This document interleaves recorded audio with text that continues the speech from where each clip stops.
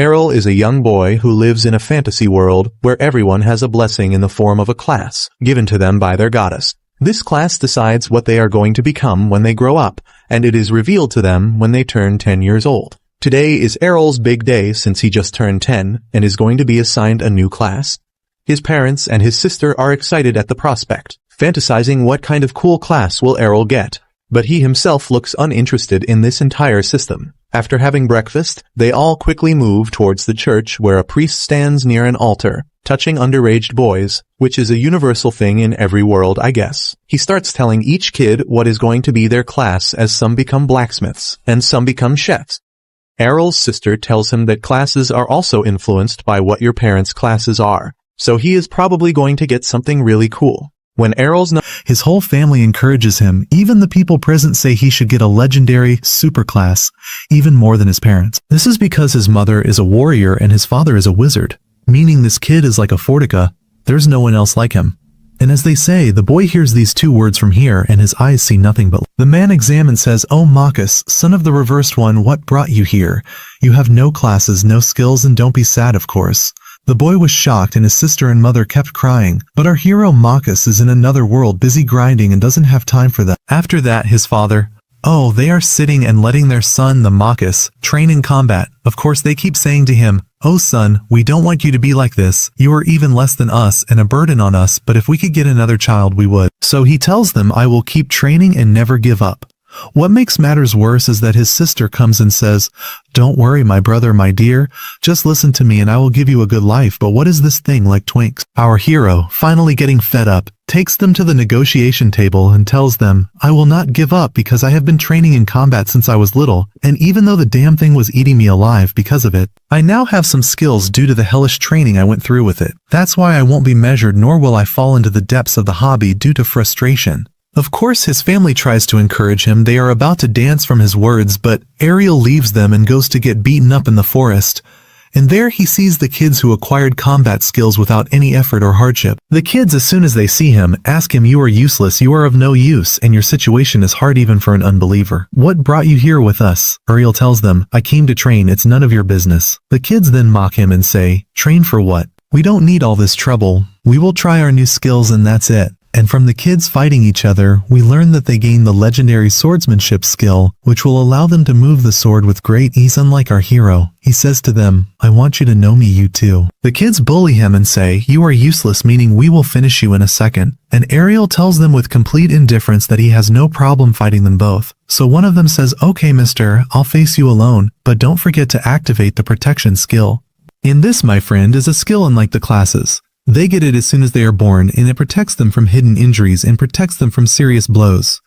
Anyway, the kid keeps bullying him and says, "Don't worry, I won't hit you until you die." Arel isn't affected by a single letter of his speech, so if he gets angrier and out of sheer anger, he attacks. Arel easily blocks his attacks, and what's missing is fighting with him with his little toe, to the extent that the second kid says to him, "Oh my son, don't shake," he could finish him off. But against whom? This one can't even push him back one step. The kid, oh my, his look is very bad, he can't tell right from wrong. So he asks his friend to attack him at the same time, and luckily Arel dodges his attack. All he's thinking about is that this is not training because they are at the same. But after that he decides to use his training and the moves he learned and attacks them. The guy literally doesn't even try to see him, and Arel pounces on one of them. But while he is cursing Arel, who wants to kill him, he stumbles over his friend who is sleeping on the ground and Arel says to him, "Will you leave your friend sleeping alone?" and gives him a blow that finishes him off too. After that, one of them wakes up and says, "No, Arel," with great anger, "how dare you attack us when we are not ready? What an amount of cowardice and meanness you have." And the second, of course, agrees with him and confirms his words. But a certain person intervenes and lets them know that they must remember their battles and learn from them, because in a real battle, no one shows mercy. And I wish you would stop embarrassing yourselves more than this. Pull yourselves together and leave. The kid was still arguing with him too, but his friend warns him because this person, the swordsman, is famous among. Anyway, this person attacks them and goes to talk to Arel and says to him, "Forget about the insects you are facing.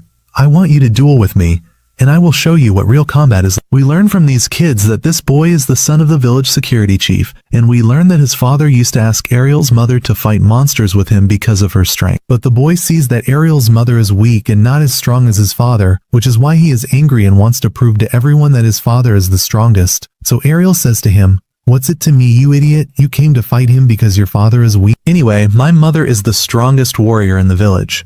This boy lets them know that children acquire the talents of their parents, and that if he defeats Arel, he will prove to everyone that his father is the strongest. And at the end of his speech, he says to Arel, "Be careful now, I became a swordsman a year ago and I kept fighting every day, not like those slackers standing there. I kept striving and learning from my father until I reached this level with which I will defeat you." And Arel says to him, "It's clear from your words that you love your father very much and also respect him, meaning your grandfather, your diligence and all. But this only came to you, my friend, my buddy, my man. People, my mother grabbed me and deprived me of well-being until she taught me combat. And a guy like you, who just learned a year ago, won't defeat me." And at that moment, the battle between them begins and fiery clashes in the two are fighting very professionally. Look, the guy can't believe how a useless person like Arel is able to withstand all these attacks. At this time, Arel realizes that the boy is indeed stronger than the two he fought a while ago, but he notices that the boy is attacking out of anger and tries to find and exploit a small opening to hit him. And indeed, he finds it and is about to finish him off. Except he is shocked when the boy delivers a double blow to him. Arel succeeds in blocking one of them, but the second one slams him into the wall. Arel asks him what happened and how he managed to defeat. The boy lets him know how to use his skill, which allows him to strike 2 blows with 1 move, and a weak person, sometimes even a strong one, can't block it. Arel is about to respond to him, but the boy says to him, "That's it, you have been crushed and defeated." After that, we see Arel, who is asleep, and his sister is waking him up, and he doesn't want to wake. So his sister says to him, "If you don't wake up, I'll give you a kiss." Arel is asleep, not in his mind, but when his sister is about to use her secret weapon, which is that she wants to kiss him, he immediately gets up in less than a second, hits her, and flips her to the ground. So his sister keeps screaming and yelling at him. After they have breakfast together, his sister asks him, "Are you going to train today as well?" He tells her that he will go to the forest. His sister says to him, "There's no need to tire yourself, I will become stronger and defend you." Arel says to her, "Keep dreaming," and leaves her and walks away. We learn from his sister, who is worried about him, that Arel, after being defeated by that boy, and him getting beaten every day, black, blue, or bored, her mother tries to reassure her and says to her, "Come, I want to show you something." And she takes her to show her a box full of broken swords, and they are the ones he broke. The sister asks her, "What are these things?" Her mother lets her know that all these swords are the ones he was training with and they shattered in his hand. And it's clear that competing with people of his level made him motivated and train more. And even though his sister is happy for him, she suddenly stops and tells her mother that she should make the world better so her brother can live comfortably. At that time, Arel is training with all his might in the forest. After suffering, he finally succeeds in using the double blow. But just as poison can be hidden in honey, we see one of the forest monsters preparing to attack Arel. Arel uses the double blow with all his might and finishes it off. And while he is feeling the pleasure of victory, he hears a terrifying sound of a huge monster from the heart of the forest. Arel is shocked because the monster is close to the village, so he decides to go and inform the village guard. But on his way, while walking, he hears someone calling for help. Arel changes his decision because there is no time to go and save him. And when he arrives, he sees the boy who defeated him in the previous training, injured with it, and in front of him is a mountain ogre fighting. And Arel notices that the boy was getting beaten up just like him. Monsters had attacked him. Arel retreats a few steps behind the monster, then he tries to plan an attack on it. And when Arel finds that he will fail because of the huge size of the monster that is about to crush the boy, Arel attacks it and literally turns it into shawarma. The boy was still asking him, "What are you doing here?" but finds himself falling to the ground. Arel catches up with him, knowing that he must be treated quickly, and since his own treatment is broken from the battle, Arel gives him his own treat. And as soon as he drinks it, he grabs Arel and asks him, "How did you do that?" Arel says to him, hold on, not even a thank you." The boy says to him, "I am thanking you, but you must tell me how you used my skills." Arel lets him know that he kept training until he succeeded in learning it, which he is doing like an error, because Arel, without it, supposedly shouldn't be able to use any of the skills. The summary is that Arel finds the boy confused and not understanding anything, so he avoids him excessively and says to him, "You must have agility and precision and wake up in the morning to run and so." And finally and not least, I learned it because of you, because with my training with you, I managed to understand this skill. The boy, of course, his mind is spinning and he doesn't understand anything. Arel lets him know that he was waiting for this day for a long time and was getting beaten to vent and avenge the loss he suffered. Arel lets him know that he was waiting for this day for a long time and was getting beaten to vent and avenge the loss he suffered. The boy says to him, "Since you are so enthusiastic, then let's duel now." Arel is shocked and says to him, "Are you sure you will do this after your battle with the monster?" He lets him know that this is the least he can do to thank him. "I don't know what this thank you is."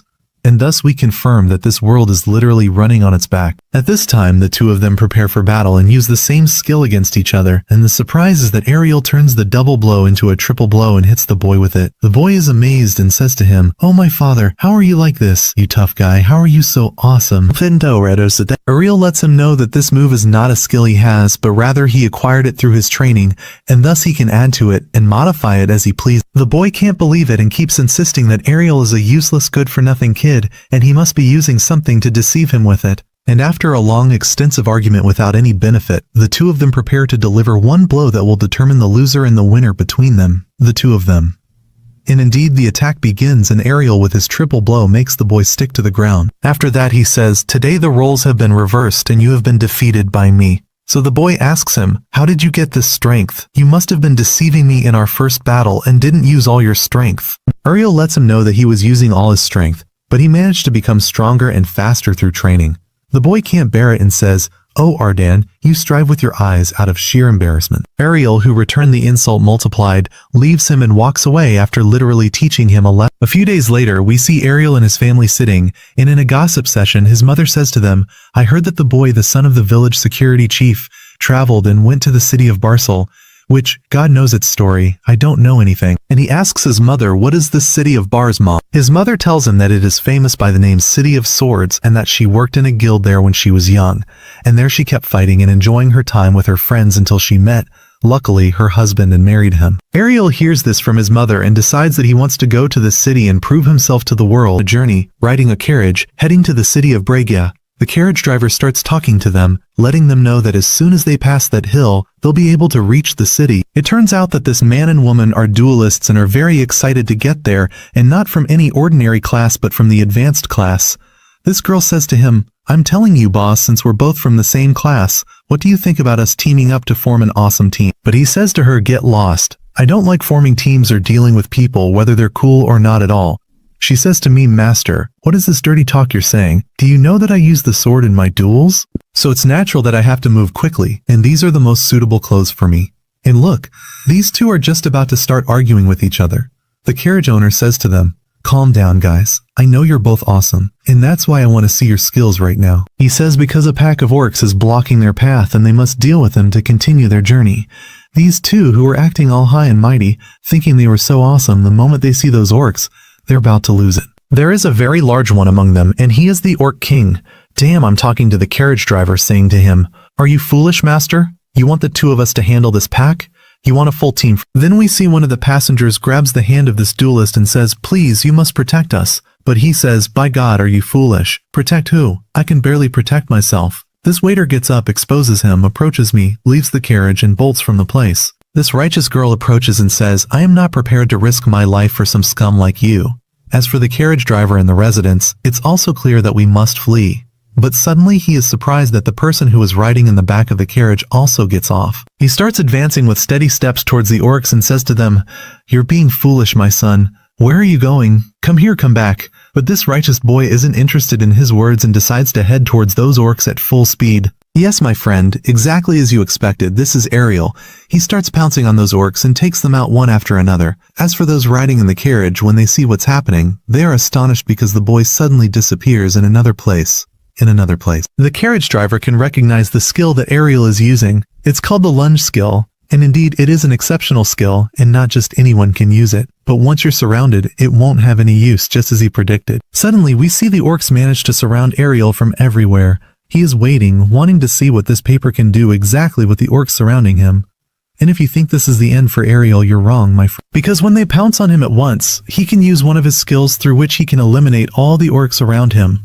Those sitting in the carriage are amazed and can't believe what they're seeing, especially the driver, because he can recognize the skill as the one who created it is the Sword Princess herself. Through it, you can defend and attack at the same moment, and its name is the Victory Dance. But to my knowledge, this skill is restricted to girls only. This makes him have many questions, and how did this boy manage to learn it? Anyway, let's return to Arel, who is about to face the Orc King himself. After he manages to dodge his attack, he is about to land on his throat and literally pierces it with his sword. With this, Arel managed to eliminate the entire orc pack by himself. This makes the three of them extremely happy because this righteous boy managed to eliminate all the orcs by himself. After that, we see Arel approaches the carriage owner and says, "I think the problem is solved now. Let's continue our journey because I want to go to the City of Swords and start training there to become awesome. The carriage driver says to him, wait a second, aren't you sure that you yourself are already awesome? And this young boy suddenly appears like a nuisance and starts talking to Arel, asking him about the skill he possesses. As for Arel, he lets them know that his story is he doesn't have any skills. Everyone is utterly shocked, even though he is awesome. And to know how Arel managed to acquire all these skills, we must go back 5 years. The day is eventful. After Arel manages to master the sword-splitting skill, he tries to show it to his mother. The first time she sees it, she is amazed and says, wait a second, did I imagine that you're able to use the splitting skill, or what is this talk? He says to her, no lady, you weren't dreaming. I actually performed the skill in front of me. His mother then starts to feel guilty because she thinks everything happening is just illusions. It's clear until now I can't accept that Arel actually has no skills, and that's why I started imagining things. Arel silences her and says to her, what is this drama you're in? I actually learned the skill. And he tells her, yes, it took me some solid training, but in the end, I managed to invent the skill with my own abilities. I learned that skill. So all I want now is to start inventing all the skills you can use. After I master all your skills, I want to test them in the City of Swordsmen. She is standing in front of him, utterly bewildered, and doesn't understand what he's saying exactly. Hey lady, where did you go? I want to learn your skills now. When she realizes the truth, she is extremely happy and calls out to her husband and says to him, look, your son is awesome and a genius. By God, lady, calm down. Why do you always like to exaggerate things? Important boss, let's return to Arel in the present. We see the carriage owner starts talking to him and learns that he has finally managed to reach the City of Swordsmen. And Arel, when he gets a look at it, is surprised that there are hundreds of duelists present in the city. The carriage owner says to him, you're right, and be careful, among them are many people from the advanced classes. Arel says to him, surely you mean the same people who possess the same skills you possess. The guy says to him, what are you talking about, man? I'm just an ordinary carriage driver. Arel says to him, not at all. Ordinary people who drive carriages don't have this vast amount of information about swordsmen like you. The guy says to him, it's clear you've seen through me, and you're right. Yes, it doesn't show on me, but I was once one of the holy knights from the advanced class. Arel says to him, well, since you have these awesome skills, what makes you work as a driver? There's none, man. I was forced to be drawn into battles I was tired of, so I decided to stay away from all wars and duels so I can live a quiet life. So, boss, if you want to start in the city here, the first thing you must do is join a guild, because most of the duelists present here participate in tournaments. The majority come here to earn some money and funds from dueling, but be careful, you won't be able to join these tournaments unless you join one of the guilds. Arel says to him, I know all this talk you're saying, and that's why the first thing I must do. My goal from coming to this city is to duel the largest number of knights so I can gain experience. The guy says to him, it's settled, boss, but be careful because there are many guilds here that are shady and I don't advise you to join any of them. After he leaves him and walks away, he starts walking through the city. He notices a guild named Clover's that introduces itself as one of the noble guilds. They don't accept just anyone. He must be a knight from the advanced class. Just as there are guilds of nobles, we see there are guilds that are from the bottom of the barrel, like hunters or thieves, anything. But our friend isn't interested in all this talk and is Suddenly we see a girl approaches him and is about to attack him, but our friend decides to let her fall to the ground like a fool. When she gets up from the ground, she says, this boy managed to dodge my attack without even looking at me. It's clear he is different, awesome, and unlike all the people coming today. So she gets up from the ground and says to him, you look new and came here to join a guild? He says to her, correct, that's what I intend to do. She says to him, I heard your voice, glory to God. I'm actually looking for new members to join my guild. She gets up, takes out the contract and says to him, I'll tell you what, boss, we want your generous signature on this contract. Here he confirms the matter is very strange. He says to her, I'll tell you what, I refuse the offer. And when he leaves her and walks away, she grabs him and says, I want to know now, why did you refuse my contract without even reading it? No, it's clear you're putting in a lot of effort to recruit just anyone into your guild without a doubt, so I'm sure it's a weak guild with no members. When she hears this, she says, wow. She says to him, look, the matter isn't that strong, you know. I'd like to let you know that our guild is very famous. He says to her, yes, surely famous with a rotten reputation. She says to him, you haven't left me any other choice. What do you think about joining my guild? In return, we can go out, have fun, and mess around together as you want. But Arel lets her know that he isn't interested in all this dirty talk at all. And our friend confirms that the personality of the girl in front of him greatly resembles the personality of his older sister. He says to her, right, since you are one of the residents of this city, where is the largest guild here? She says to him, what are you talking about, man? Isn't it clear that this is excessive rudeness? Anyway, the largest guild here is the Black Bleed Guild. Regardless of anything, this guild managed to include 8 duelists from the rank. After Arel finds out its location, he decides to go there. He starts talking with the guard and lets him know he wants to join the guild. He says to him, there's no problem, but first you must pass the test. And to enter the test you must register inside first. When he enters, he is forced to stand in a long queue, but despite all this, he is very excited. When his turn comes, the employee starts talking to him and says, look sir, you won't be able to register for the test. You must be from the advanced duelist class. But Arel says to him, no, there's no such talk, I am without any class. This makes the employee burst out laughing and says to him, as long as you don't have any class, what brought you here, get out. Then he hears the people talking behind him and learns that as long as he doesn't have any class, he can't join any guild. But despite this, Arel doesn't give up. He says, I'm telling you boss, register me for the test, I'm sure I can pass it with merit. The employee says to him, the rules are rules and can't be changed. Since you don't have any class, get out. Then they are standing, we see some knights entering the guild, and all of them are utterly shocked. Those who entered now are considered among the strongest duelists present in the city. When Arel confirms that he can't join that guild, he goes to another one alone, and again gets rejected. He goes to a third one and again gets rejected. He ends up sitting alone, lamenting his fate because until now he hasn't been able to take the test in any guild. So he is forced to resort to the last solution and takes out the letter of recommendation that his mother wrote for him so he can join the guild she was in back in the day. And here he confirms that his mother wasn't exaggerating and was right when she wrote him this letter. So he goes to the address written on the letter. He is sitting minding his own business when we see the same girl steps on his head and says to him, as I expected, you still haven't managed to join any guild. Why don't you stop all this nonsense and hassle you're going through and join my guild right away? He says to her, wow, it seems you still haven't lost hope.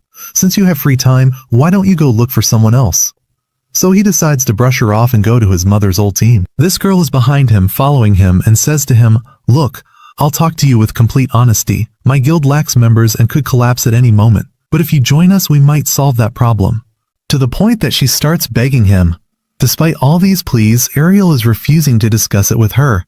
She says to him, what is this stubbornness you're in? In this situation, look, I'm willing to do anything you ask of me in return for you joining my guild. But when she raises her head, she is surprised that he isn't even in the place anymore. He left her and bolted, but despite all these insults, she decides not to give up and that she must get him to join her team at any cost. It's clear this girl has no dignity. As for Arel, he continues walking to the address on the paper until he reaches where the place is supposed to be. At the same time, we see the same sticky girl arise there. She says, I'll tell you what, why don't you come take a look at our place? Then Arel says to her, lady, get away from me for God's sake. If you have time to waste, find someone else to waste it with. She says to him, man, don't stop. The place is close, look, there it is. He is surprised that the building belonging to her guild is huge. She says to him, didn't I tell you, master? By the way, our guild was very famous in the past. Well, why do you still not have any members if you were famous? She says to him, in truth, I won't hide anything from. Yes, we had a glorious past, but our guild is considered the weakest guild at the present time. And what I'm sure of is that I will make the Dragon Fang Guild, under the leadership of the Dragon King, become awesome. Arel, when he hears the name of this guild, starts remembering his mother's words. Well deserved. She told him that the guild she was part of back in the day was the Dragon Fang Guild. So it turns out the recommendation he has now has become useless, and he is forced to go with her. When they enter inside, they meet the guild leader, who is drinking beer and singing until he notices them. The girl approaches him and says, what are you doing, man? Didn't the doctor tell you before that you shouldn't drink beer while singing? But he says to her, shut up, there's no such dirty talk. And Arel here notices that this guild leader's arm is cut. After that, we see this great guy starts talking to Arel. He says to him, look, this guild is on the verge of collapse, so don't waste your time with us and find another guild. After he leaves the room they are in, his daughter starts talking to Arel and lets him know that her father was one of the best duelists present here in the city. But after he lost his arm, his condition became as you see it now. And I think after you've seen all this, you will refuse to join us. But Arel shocks her and lets her know, no, on the contrary, I want to join the guild. She says to him, what are you talking about, man? Wait, are you sure of what you're saying? If I had found any other guild, I wouldn't have joined you in the first place. Anyway, boss, we see they sit together and sign the contract. After she takes it from him, she starts reading his data and learns that his name is Arel. As for his special class, she says to him, wow, wait a second, where's your class, my? No, exactly as you read, I don't have any class or any skill, she says to him. Stop joking, master. No, there's no such talk, of course. But he confirms this talk to her and shows her his ID card which has no skills listed. She says, huh? And after that she gets up holding the sword and says to him, so you're the son of a, you've been bothering me all morning and you don't even have any skills? Are you foolish, master, or are you foolish? What is this dirty talk? And the master, she starts crying. We see a girl enters on them and starts saying to her, what's wrong, girl? Why are you crying? Why? By the way, boss, this girl's name is Rainer. She runs to him and says, finally, we managed to get a new member, but unfortunately he doesn't have any class. When she hears this, she is wronged and says, without any class. Don't let it be what I'm thinking. Don't let it be what I'm thinking. When she looks at Arel, she confirms that he is indeed the same person. She is amazed by this talk and says to him, you know me? No offense. She says to him, wow, you managed to forget me, bro. We're from the same town, isn't that right? Not only that, we dueled a lot together before. Arel starts focusing on her and says to her, no, I haven't seen this face before, but I remember I used to duel someone with red hair like you. No, I'm sure I am the person with the beauty you see now, of course. This girl, when she hears this, is extremely embarrassed. Anyway, this girl starts thinking to herself that she is the daughter of the captain of the city guard where they used to live. My friend, this is Madiha, who was with us in the last episode. Friend, she has developed and be beautiful as the world. Arel says to her, I thought you were a boy, your hair was short, and also you've grown up, haven't you? She says to him, well, naturally, the last time you saw me was 5 years ago. Rainer starts talking to him and says to her, wait a second, do you mean the awesome boy who had no skills back then managed to defeat you? Is this the same person? Madiha says to her, correct, this is him in the Madiha starts talking to Arel and says, look, don't let it get to your head that you managed to beat me 5 years ago. I'd like to let you know that I trained a hell of a lot and managed to increase my strength. And you being here now is the best opportunity for me to settle the score with you. And since there's a training ground downstairs right now, let's go train together. Indeed, after a few moments, we see they arrive at the training grounds. He is surprised by it because it is large. Anyway, after that, we see the two go down to the training grounds and start preparing for the fight. Uber! As soon as the duel begins, Madiha, the owner of the trouble, attacks him with the sword-splitting skill. He says to himself, it's clear that nothing has changed from 5 years ago, because this is the same technique she used before. This makes him feel a bit confident in himself, and he tries to block it as usual with the same skill. But here comes the shock for him. He can't block the skill and gets hit by it. So he starts talking to her. He says, I don't understand anything. What exactly happened? Madiha says, didn't I tell you before that I'm stronger than the version you met 5 years ago? And we see she throws her sword to the ground, and it turns out it is extremely heavy. She starts letting him know that this sword is 5 times heavier than any ordinary sword. In short, you won't be able to defeat me if you try to respond to me with the same techniques. After that, she picks up her sword again and is about to pounce on him. He confirms that her strikes are indeed very heavy, but despite this, the movement of her sword hasn't changed, rather it's faster than before.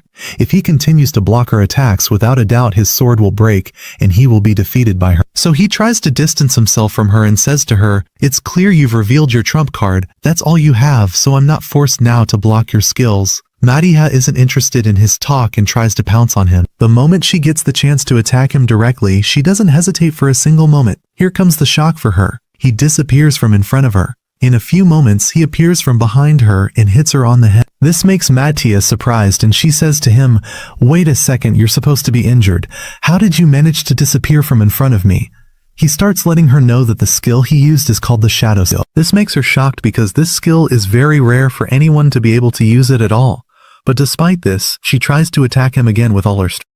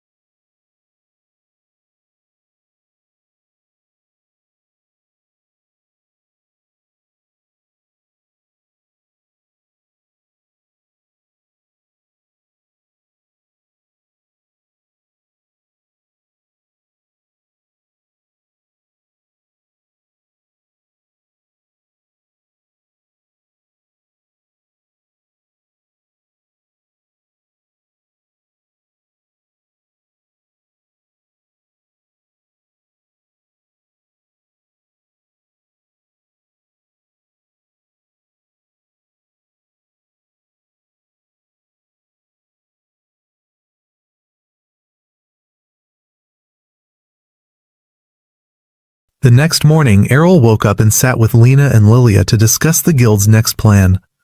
Lilia announced that now that the Dragonfang Guild had 3 members, they had enough people to participate in the team battles. She said they would enter the guild tournament happening next weekend. She explained that the tournament consists of 3 single-elimination individual matches, with each team allowed up to 5 members. Lena was a bit worried because they were only entering with 3, but Lilia reassured her, saying it was fine as long as both of them were B rank and wouldn't face anyone from the A rank. This was the first time Arel heard about the ranking system, so Lilia quickly explained it to him. She said there are 4 ranks that determine a duelist's strength, and in the city of Berea there are about 500 duelists, but only 20 of them are a rank. Lilia and Lena are from the B rank. Arel wasn't ranked yet, but since he managed to defeat Lena and Lilia, she saw him as at least high B rank or above. She said as long as they were lucky with the match draw, they had a great chance of winning. She said she would go check the bracket posted in the fighting arena. Meanwhile, Lena said she would go train a bit until Lilia returned. But before she left, Arel called her because he needed a favor from her.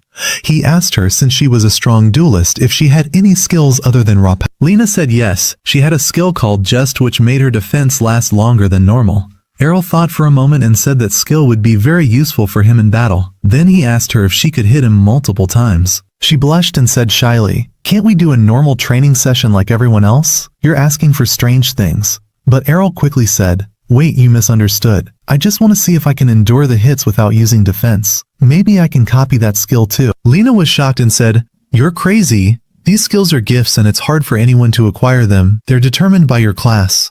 But he said, "You saw with your own eyes how I copied the twin slash and shadow step skills before, so I should be able to copy this one easily too." He asked her to hand him her sword. She gave it to him but was sure he wouldn't be able to lift it because the sword was specially made and 5 times heavier than normal swords. But Arel grabbed it and drew it with ease, starting to swing it as if it were light. She asked him, "How are you doing that?" He explained that while the strength skill increases muscles, training also strengthens the body, and Arel had been training every day for years. Lena realized she was wrong and said, "Okay, I'll help you with the training, but if you want me to hit you, don't blame me later." After a while, Lilia came running back screaming and saying, "Disaster! The bracket has us against the Black Blade Guild." She said that team had 8 A-ranked duelists. Despite this, Lilia tried to reassure her saying, "We can beat them, don't worry." But when she finished speaking, she found Lena actually hitting Arel, who was on the ground. She asked her, "What are you doing?" She replied, "He asked for it."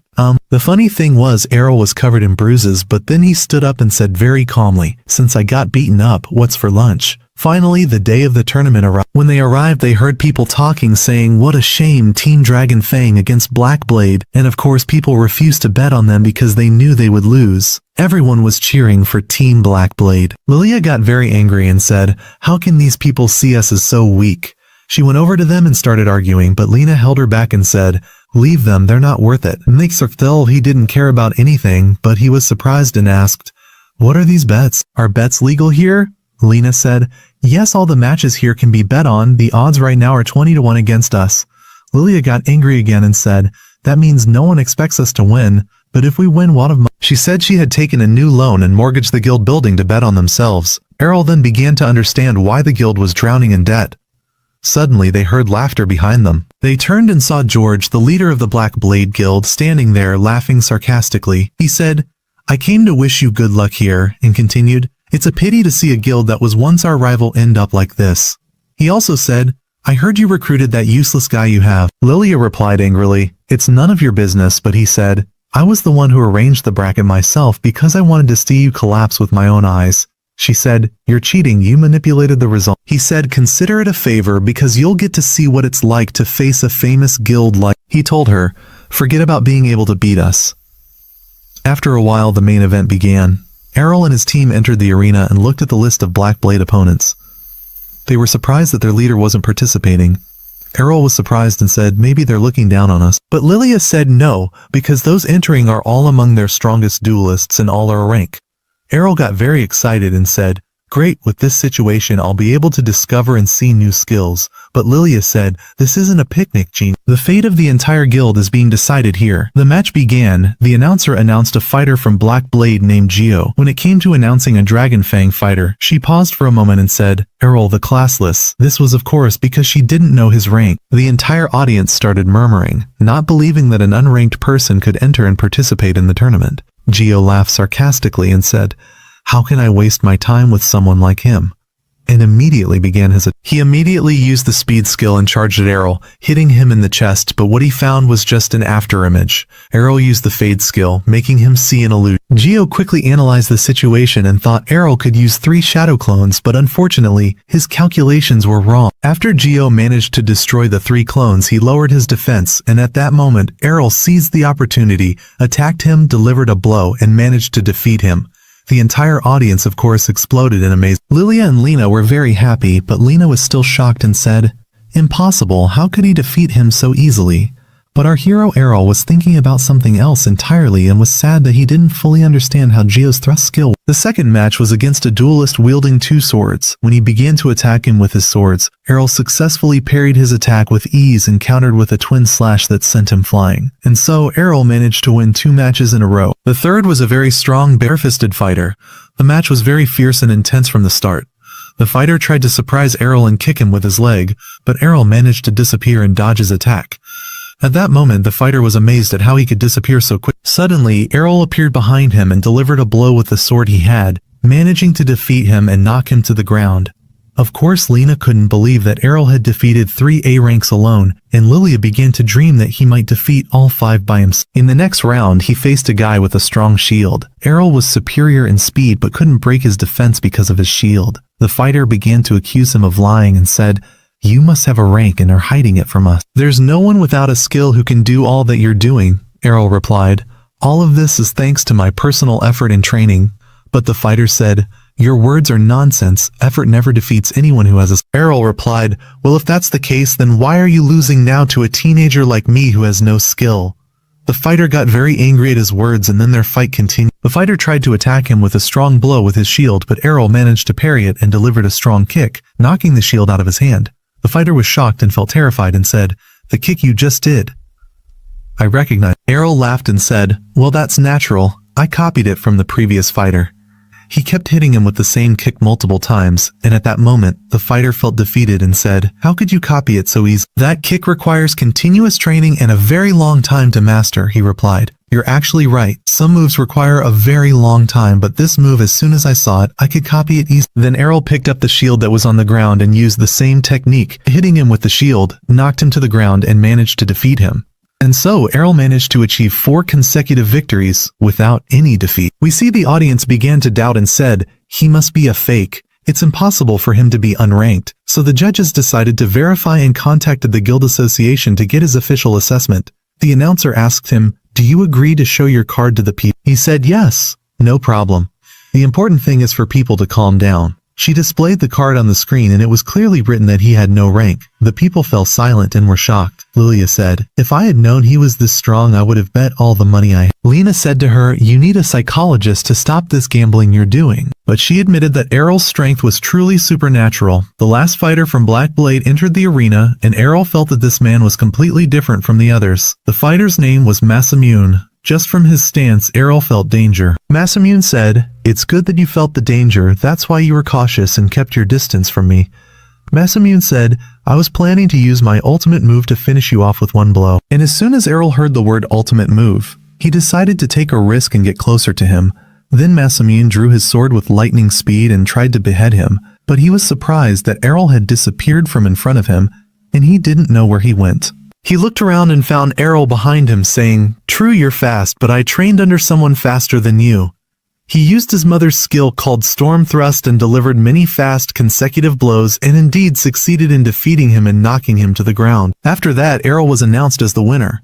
Lilia and Lena looked at each other, not believing that they had won without even moving from their spots. Lilia ran to him and wanted to hug him, but he moved quickly and dodged her, laughing and saying, "My sister used to surprise me with the same move." He looked at Lena and saw she had opened her arms as if she was going to hug him, but when she realized, her face turned red and she said, "Sorry, I got carried away a little." He said to her laughing, "It's okay, I didn't mind you hugging me, but I wish you had taken off your armor so I'd be more comfortable." In the stands, we see George was looking at them celebrating, his face red with anger, of course. He said in a voice, "I won't let you get away with this, Arel. You'll pay the price for this defeat very soon." At night, we see the 3 of them celebrating the victory. Lilia was happy, saying, "There's nothing better than celebrating after a win." Arel was surprised when he saw her drinking and said to her, "Can you drink?" But Lena was holding juice and kept laughing at him. Then Lilia approached Arel and boldly asked him to marry her. Arel immediately refused outright and without any hesitation. Lilia said jokingly, "Are you shy or what?" He replied calmly, "No, not at all, but I never thought about being with you ever." She replied, "What a pity. If you had married me, I would have fulfilled everything you wanted." He replied to her, "If I ever think about getting married, I'll marry someone like Lena." Lilia was shocked and Lena's face turned red with embarrassment. In a flustered voice she said to him, "You should have humored her instead of embarrassing her."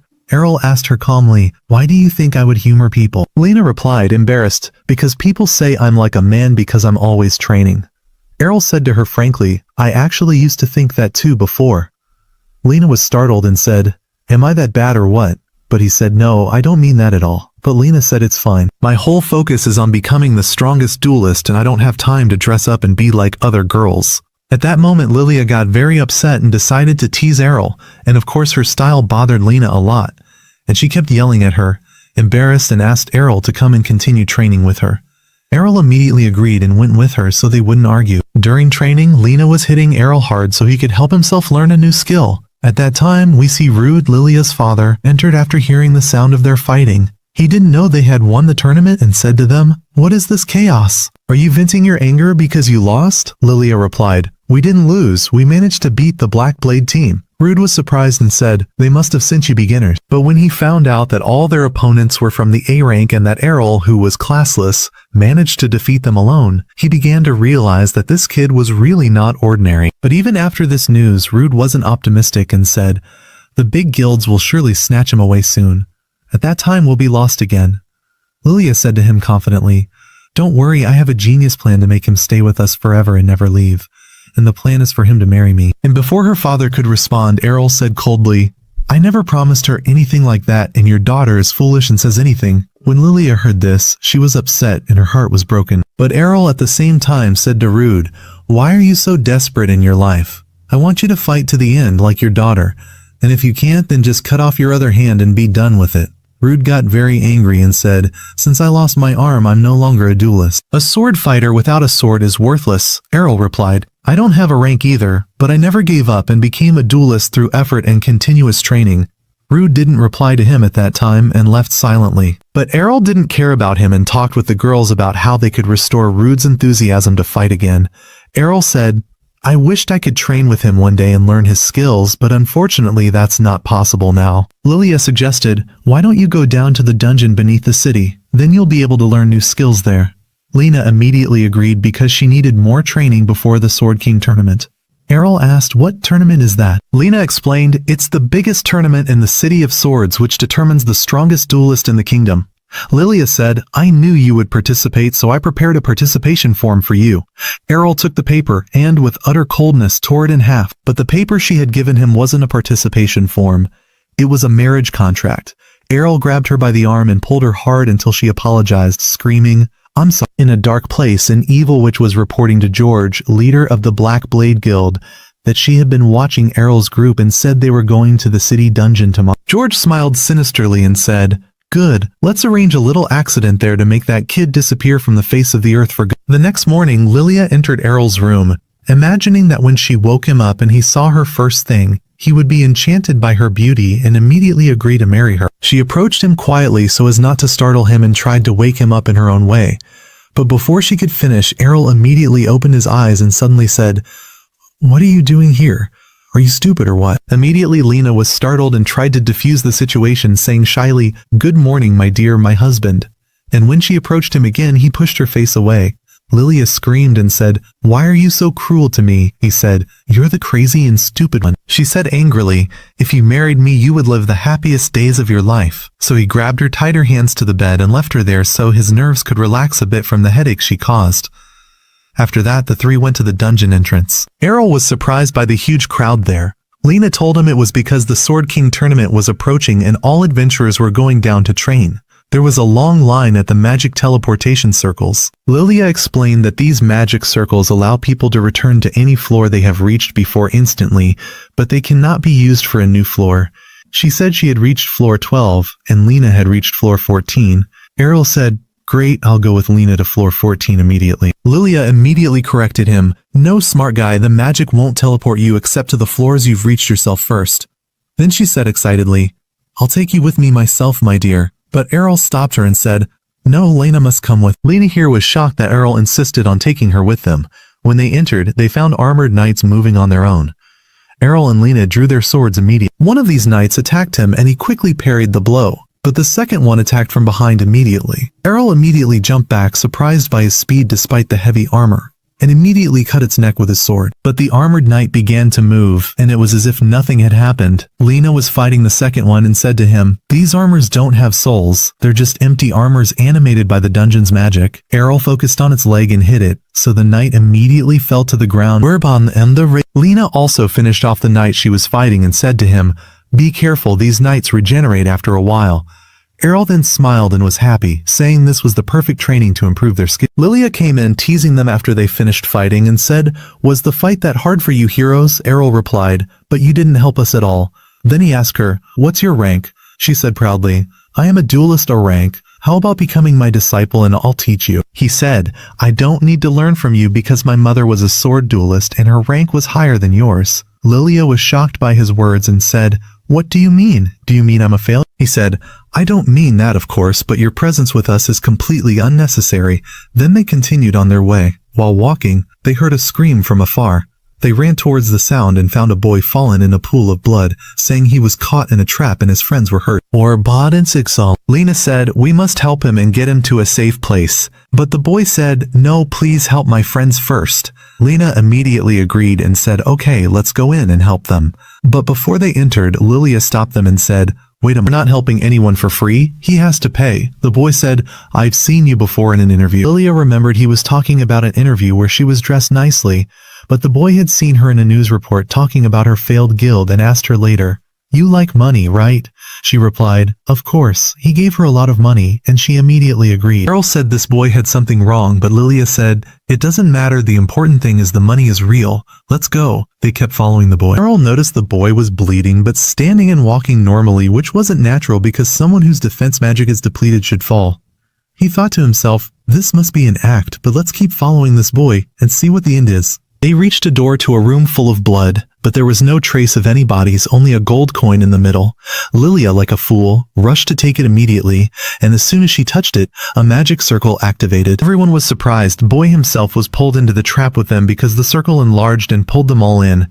They were all transported to a strange place underground. Lena said fearfully, This place is deeper than floor 14 and there's no exit. The room was empty. The boy started screaming and crying, and when they asked him, he said, I was a pawn to bring you here so you would die. Suddenly a huge knight appeared from a magic gate. The boy immediately said, This is one of the Sword Kings. Before he could finish his words, they were surprised as the knight drew his sword and struck a powerful blow. But before the blow hit them, Arel pushed Lilia's head down to dodge the sword strike, which almost took the boy's head off and only cut his hair. Lena was shocked and said, What was that attack he just used? Arel replied, That's a very rare skill used by the Sword Kings. Suddenly we see the knight disappeared and appeared in front of Arel, delivering a strong blow that sent him into the wall. But thanks to his long training and high endurance, he managed to get up again and parry his blow, saying, I lost a bit of my defense energy.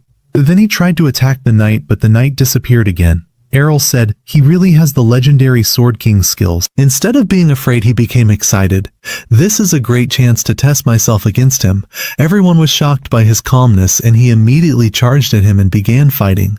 The knight used the aura skill, making the pressure in the room immense. Everyone fell to their knees except Arel, who remembered his mother's training when she did this to him before, and at that time he could barely stand. But now he managed to resist it and attack. He hit the knight with the infinite shattering strike, breaking it into pieces. After the battle, Arel drank some holy water to recover. Lena and Lilia asked him how he knew the Sword King skills even though they had never seen them before. He told them he learned them from his mother, and that although she always used the Sword Princess style, in truth she was the Sword Queen herself.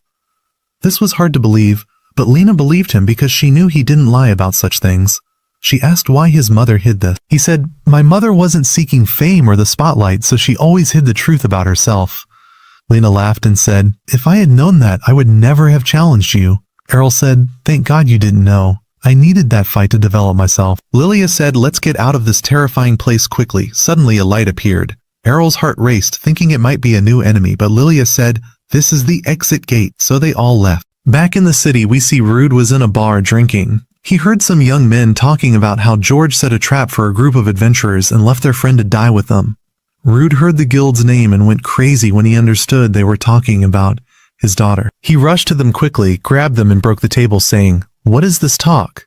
And before he hit them, George appeared with a sinister smile and said, "I wanted to give you some bad news." He said, "Your daughter and her friends died in the dungeon." Rude screamed at the top of his voice and said, "Haven't you had enough? You took my arm and now you want to take my daughter too?" He fell to his knees, calling her name, and suddenly Arel and the girls entered. Everyone froze. Lilia said, "We're alive, you traitor." George, of course, was shocked and said, "How did you survive?" She said, "Thanks to Arel, we defeated a sword king and came back. And we also got a confession from the boy who tricked us that George was behind the whole trap." George began to get nervous when he remembered they had discovered him, but then he remembered that there are no laws governing the dungeon, meaning no one could arrest or punish him for what he did there. He left the place with full confidence and said, "There's nothing you can do against." As soon as he returned home, he was very upset and angry and started breaking everything in his room, saying, "I was the strongest one after I got rid of Rude and Arel's mother, and now I'm being rivaled by a boy with no rank." He couldn't believe a young boy like Arel had become stronger than him. Suddenly he heard a strange voice coming from the sword in the room. The sword began to speak and said it could grant his wish if he freed it from its restraints. It began to introduce itself saying, "I am the enraged sword. Koruo, let me help you so you can get your revenge." We continue our story, and the next day we see Lena and Lilia sitting in the hall. Lilia looks very worried about the preliminary schedule for the tournament matches and has just discovered that she will face Arel, so there is no hope for her to reach the finals now at all. Farrell told her not to be so upset because her chances of winning the tournament were weak from the start anyway, and that's because her level is low. But his words didn't make her feel better at all. Lena, fortunately, is not in the same group as Arel in the qualifiers, but she will still face very tough opponents, so she must do everything she can to pass these qualifiers. Lilia said she intends to put in all her effort, even though she knows she could never beat Arel from the start. So, that's why she said she would go down to the dungeon now to continue training. She asked Arel to come with her to protect her if any danger occurred, but he didn't want to go down to the dungeon again. At that moment, Rod came out to see what was happening, and after learning that Lilia intended to enter the dungeon again, he warned her to be careful because no one knows what other trap George might have prepared. Obviously, he doesn't want his daughter to die. Lilia saw that her father was genuinely worried about her, so she reassured him and told him she would be careful the whole time. This relaxed Arel a lot, and he immediately wondered about the changes that had suddenly happened in Rod. But of course, after he was about to lose his daughter because of George's cruelty, he understood that he couldn't remain weak just because he lost his arm. So he decided to start training again himself. After that, the day of the qualifiers comes and all the people are gathered to watch the duels between the fighters. Unfortunately, Lilia lost her first match against a random person despite all her training, and she was very upset. Arel tried to console her and told her that her failure was expected, so she shouldn't be so upset. But his words didn't comfort her. As for Arel, he won all his matches so far, and the next match will be the final in his group. Lilia knows he is very strong but warned him to be careful because the girl he will face has unique skills. Arel was surprised, wondering what unique skills meant. He thought he had seen all kinds of skills in the dungeon, but Lilia clarified to him that until now, he has only faced normal sword skills, while this girl has enchanted sword skills, meaning she can use magic with her sword while fighting. Arel was surprised then that there is no rule prohibiting the use of magic in the sword tournament, but in the end, he didn't care. He entered the arena, and the first thing the girl said was that she doesn't want to hear any excuses after the match that magic is against the rules because magic is officially allowed in the tournament. Arel told her he is always ready for any challenge. The battle began, and the girl kept throwing fireballs at him one after another, so he kept jumping in every direction to dodge them. He tried to attack her up close to hit her, but she immediately blocked the attack quickly. Then she threw another fireball at him from a very close distance, forcing him to retreat. At that moment, Arel understood her style well, and told her that this attack style is convenient honestly, because she can attack from afar and up close at the same time, but in the end, Her level is average because she hasn't mastered either magic or the sword yet, and she just prefers to throw many attacks randomly. The girl got very upset and told him, "You won't repeat those words again when you see my final technique." The girl immediately used magic to envelop her sword in fire, and this scene attracted the audience's attention because it is a very rare move. She started hitting him with waves of fire, and Arel was fascinated because her movements were unpredictable and also hard for him to predict. He told her that when this skill is truly mastered, it will be very strong. But right now this skill is still so rudimentary that he can still block it while moving. He told her if her sword skills were at least at Lilia's level, it could have actually caused him trouble. But it's clear she came to a tournament relying solely on her brute force. The girl got angry and said, "It's impossible for me to lose to a failure with no rating." But at that moment, Arel used the dual sword strike skill and extinguished the fire on her sword. Then he rushed at high speed and hit her with a strong blow that made her lose consciousness. Thus, Arel was declared the winner of his group in the qualifiers. But what's on his mind now is whether there is a special way he can train to learn this magic himself. After a few days, Lilia woke her father up from sleep and told him it was time for Arel's match in the tournament. But Rod told her he wasn't going. Sani, she started pulling him by his arm and begging him to get up because the guild had already reserved seats for them. But he insisted he didn't want to attend. Lilia asked him if he was afraid of meeting George there. He told her no, that's not the issue. He said he had started training again a few days ago and discovered he had become very weak. So he might face difficulty if he enters the tournament now. But when Lilia heard him talking about winning the tournament as if it were a simple thing, she got very irritated because she herself couldn't qualify for it. She kept insisting and told him he must come today, by force if necessary, and pulled him off the couch to get dressed. When he was ready, he and she started heading towards the arena. Despite all his protests, Lilia knew he would come to watch in secret anyway, because he never misses a chance to see members of his guild shine, and Rod couldn't deny that fact. Meanwhile, at the arena, Lena was in her place, very tense and worried before her match. Eros appeared and asked her, "What's wrong? It's the first time I've seen you so worried." She told him she can't calm down. This is the biggest tournament in the city, and the worst part is she won't know her opponent until match time, so she doesn't know who she'll face, what type they are, or even their rating. Suddenly, the announcer declared that the first match today would be between last year's champion George, the Sword Emperor, and Arel. Arel was surprised that the first person he would face was George, but he was always ready for any fight, so he entered the arena to face him. But as soon as George entered, everyone was shocked by his appearance. He had become much uglier than before, and Arel felt a sinister energy emanating from him.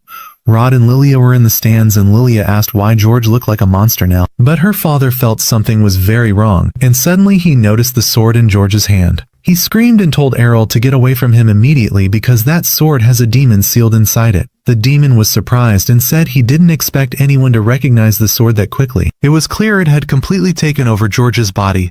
The legend says that this is the sword used by the Sword King to kill the demon who was cursed by his curse, and the demon's spirit was imprisoned inside it. But this sword was supposed to be locked in the royal palace vault, so Rod didn't understand how George got it exactly. The demon said it was just a matter of time before some fool searching for power would release him.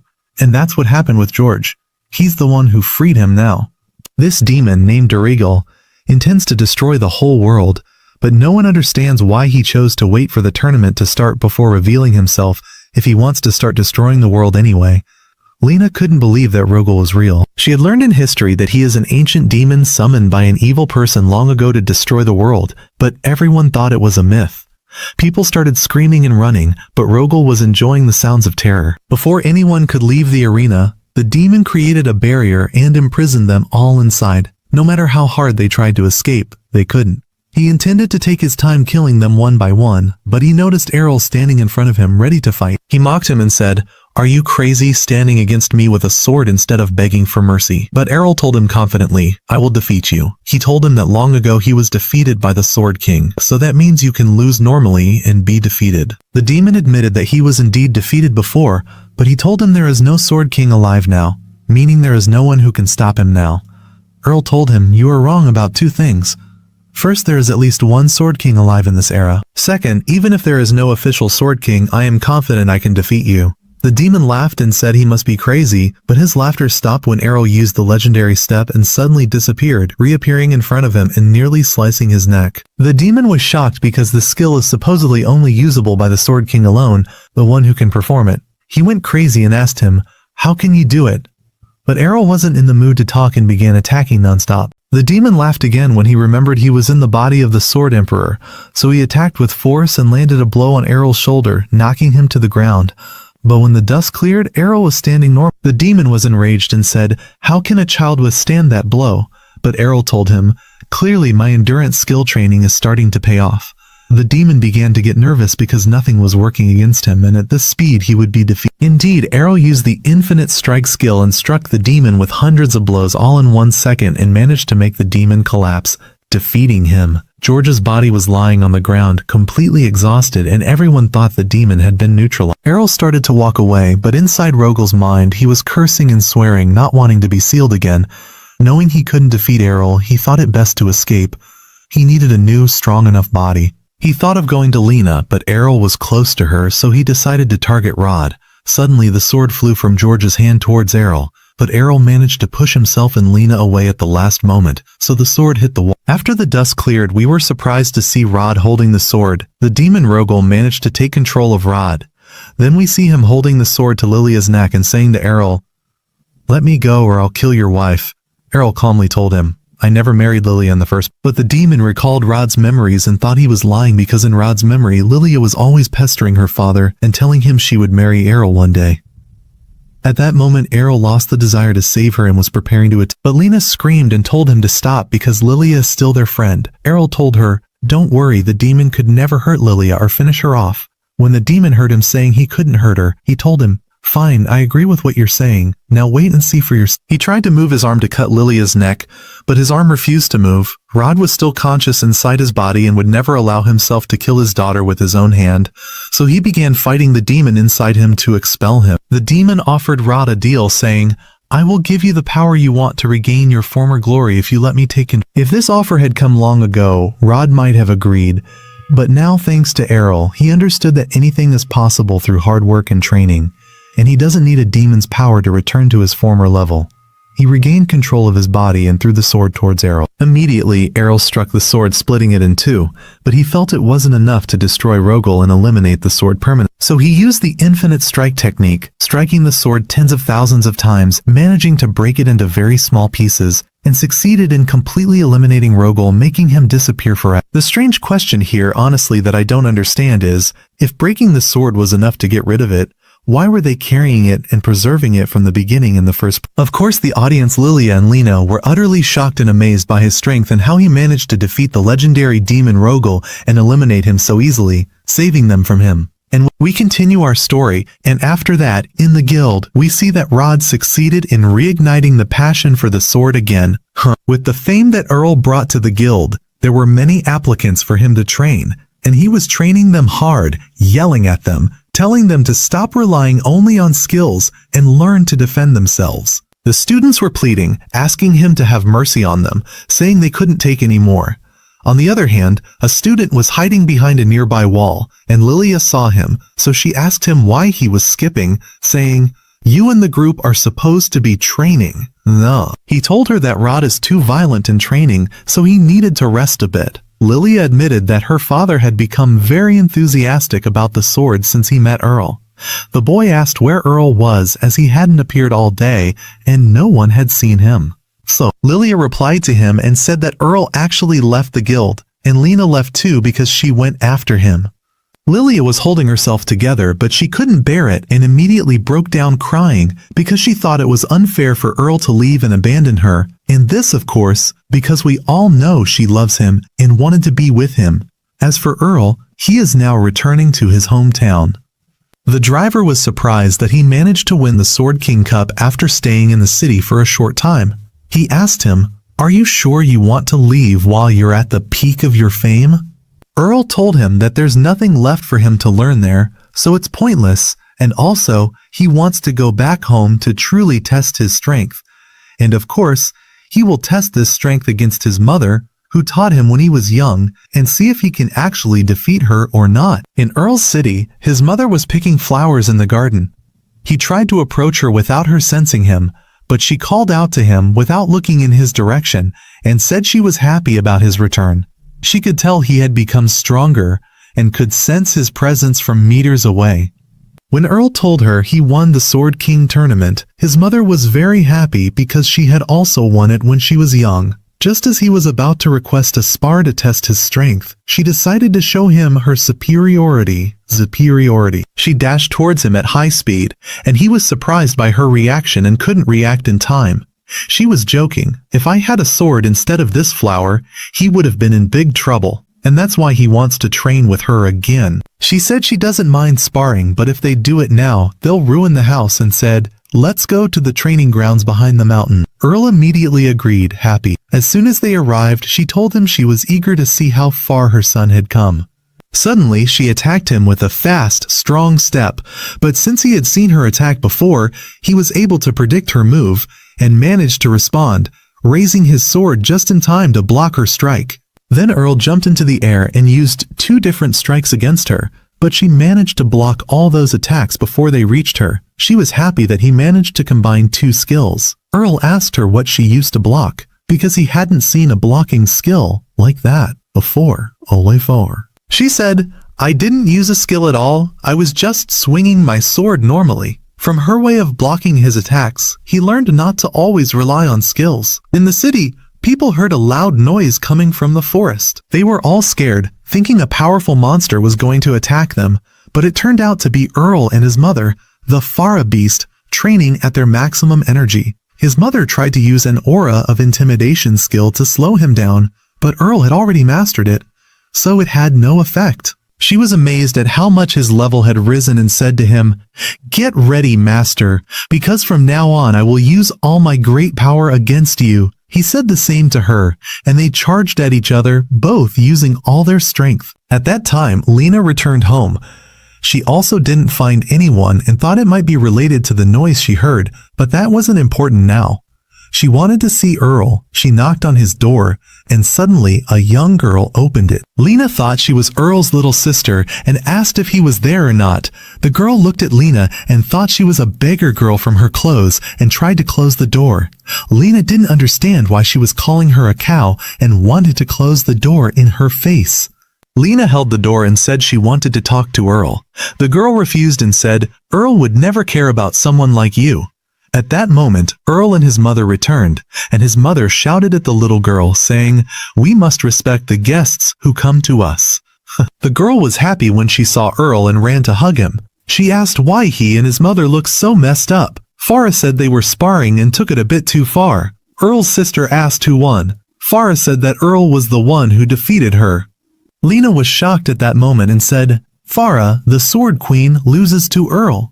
But Arel told her, "The reason I won against Farah is that she hasn't been at the peak of her level for years, after she stopped training for a long time." He didn't want to delude himself just because he beat her. Farah said to him, "Don't say it like that, as if she's just an old woman and that's it, no need anymore."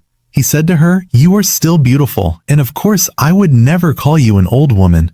After that, they went in and sat at the table to talk. Farah wanted to ask about Arel's adventures in the Sword City, but she was more interested in knowing how he met Lena, because she loves romance stories. Arel said they were living together in the Sword City, and immediately his mother's face lit up with joy. But Lena clarified that they were in the same guild, and there's nothing between them, and "I wish you wouldn't misunderstand." Arel asked, "Why did you come suddenly like this?" She said to him, "I want to ask you, why did you leave the guild suddenly?" Arel was surprised because he was sure he submitted a formal resignation before leaving, meaning he didn't just run away. But Lena said, "I don't mean the procedures, you could have at least said goodbye to us before you left." Arel hadn't thought about that point at all. Farah cut them off, happy that he found a friend who cares about him so much that she would travel to ask about him. But Lena said that this is her country too, and she was returning anyway, and asking about Arel wasn't the only reason for her visit. After that, Lena kept begging Farah and asked her if she would accept her as a student. Farah wasn't expecting that request at that moment, and before she could respond, someone opened the door suddenly. The voice was Evans's. Evans entered looking for Farah and said he needed her help with an emergency situation regarding a terrifying sound coming from behind the mountain a while ago, and they needed to prepare in case it was a monster. Farah and Arel immediately understood that they were the cause. Farah, knowing she would be scolded if she told the truth, wrote that she had dealt with the monster and finished it off. Evans didn't ask many questions. The important thing was that the village was safe. After things calmed down, Evans noticed Lena and asked, "When did you return?" At first he didn't recognize her because her appearance had changed from when she was young, but when he saw her grown up, she reminded him of his deceased wife. He asked Lena what she was doing in Farah's house. Farah said that Lena is still a student who needs to learn everything about being a good wife for Arel. Evans burst into tears of joy. But Lena was shocked and immediately said, "I came to learn sword skills only." Farah said, "I have free time for both. I can teach you the sword and also wife lessons." Lena looked at Evans to calm Farah down, but she was surprised that he agreed too. After his wife's death, he was worried about Lena's future because he only knew how to teach her the sword. So of course he was happy that Farah would teach her some household matters. Farah then reassured him saying, "I will take care of Lena." Evans thanked her and said he would return to his work and leave Lena in Farah's care and asked Lena to do her best. Lena, of course, was sitting there not understanding how things turned so suddenly like this. All this time, Arel's father was in his office working on magic research, and he wasn't surprised when Arel entered because he heard all the noise. Arel asked him about the research news. He said he is very close to an important discovery that could be an ultimate technique if his hypothesis is correct. By the way, he asked him, "So you're back, and with a nice girl, huh?" Arel didn't deny it, but described her as beautiful more than nice, and more importantly, he came to talk to him about something. He said, "I defeated Farah in a spar and came to you now, so you can teach me magic." But his father replied and said, "It's impossible for you to learn magic. Forget about it." At that time, Farah was in the kitchen with Lena, trying of course to teach her cooking. Lena said she would try with all her effort, but she really doesn't know anything except using the sword. Listen. While she was using the knife to cut a cabbage, she hit the table with all her strength and immediately broke it. Lena apologized, and Farah said, "Don't worry, we'll start teaching you the basics from scratch, as if you don't know anything at all." After a while, Arel and Leon finished repairing the table. Arel, while arranging the tools, asked why he didn't use magic to fix it quickly. Leon said that Farah prefers working with her hands. "But since you want to see magic used, I won't refute your request for you." He held the broken mug and cast a spell to repair it, and indeed he managed to restore it easily as it was. After that, as they continued arranging things, his father said to Arel, "Don't set high hopes on magic.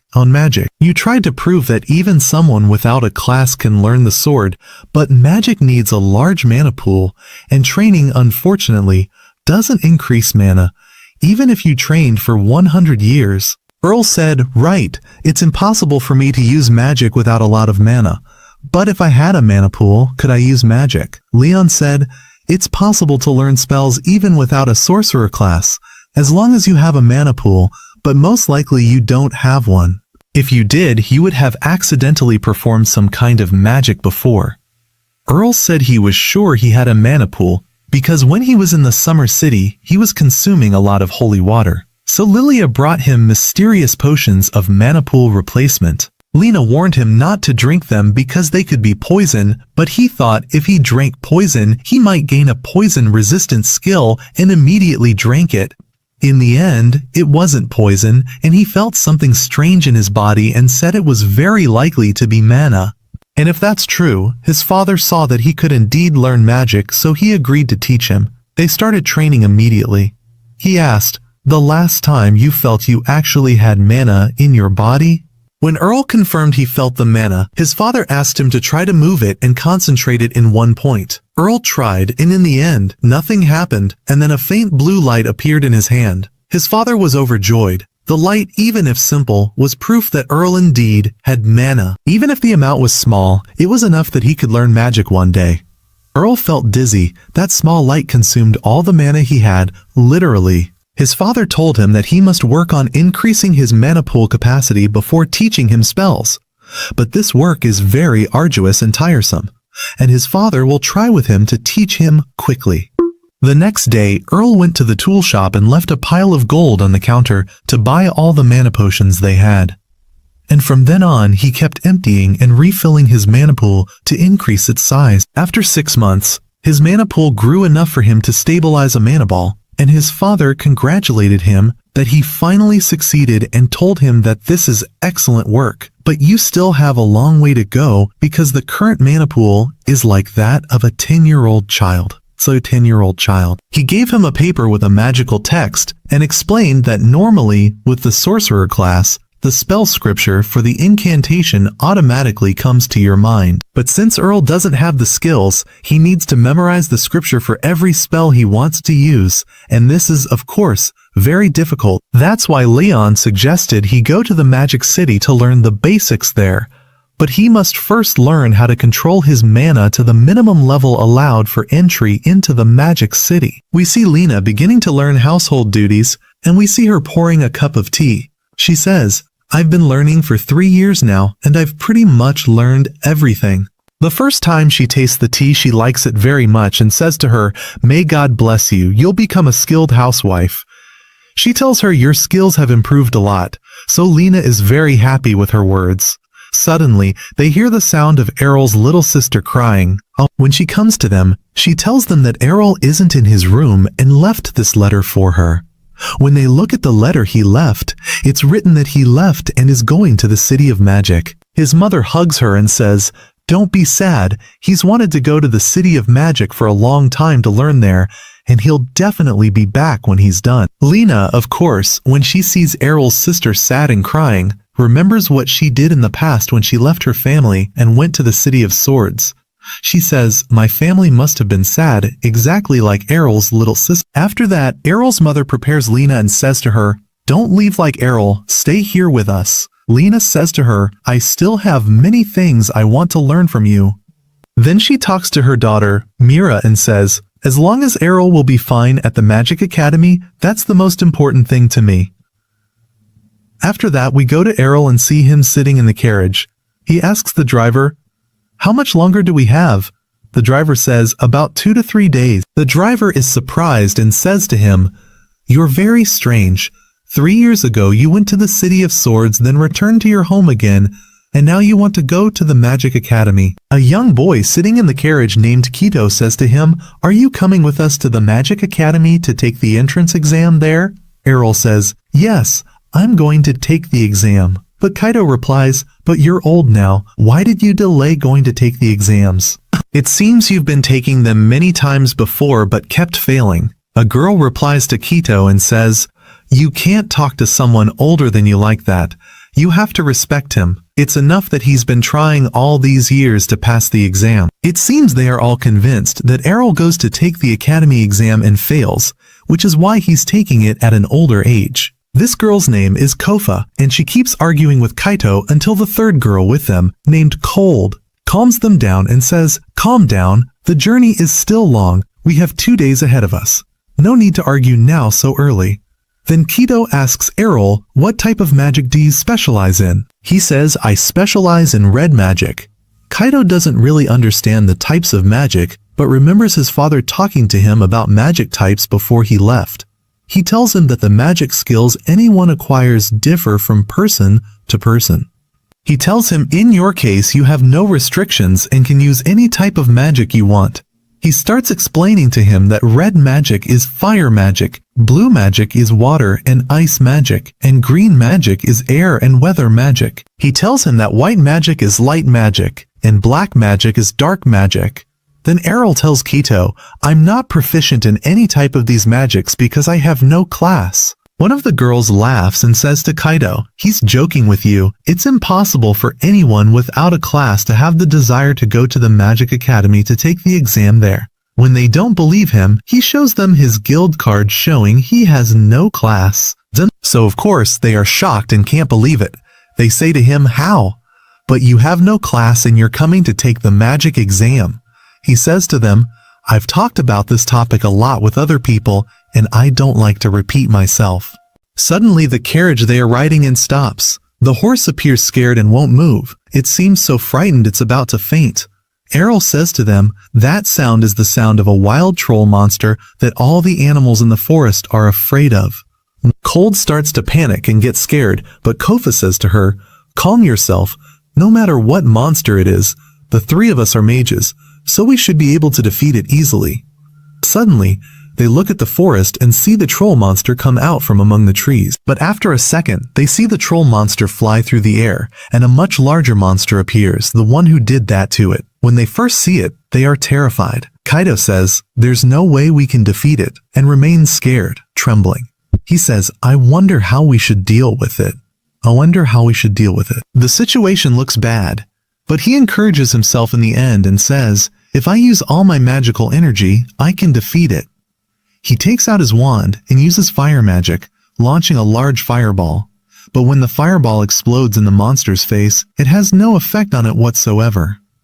He starts to get scared and panic. She says to him, "I told you, you just made the monster angry and made it come to kill us quickly." Suddenly, our hero Arel uses the explosion skill, and the giant monster literally evaporates and disappears. Of course, they are all in disbelief and don't know how that happened. But suddenly, they hear Arel saying, "I was supposed to lower the power of my explosion." They realize he was the one who did it, and that Arel used the red magic used by the highest class of mages. After that, the driver says to Arel, "Thank you for saving me for the second time." Kaido here starts apologizing to Arel and says, "I'm sorry for the way I treated you. I didn't know you were such an amazing mage." He says to him, "From now on, consider me your student because you've now become my role model, and I wish to be as strong as you one day." Kofa comes and says to him, "The guild card you showed us is clearly forged because it's impossible for someone like you to have no class."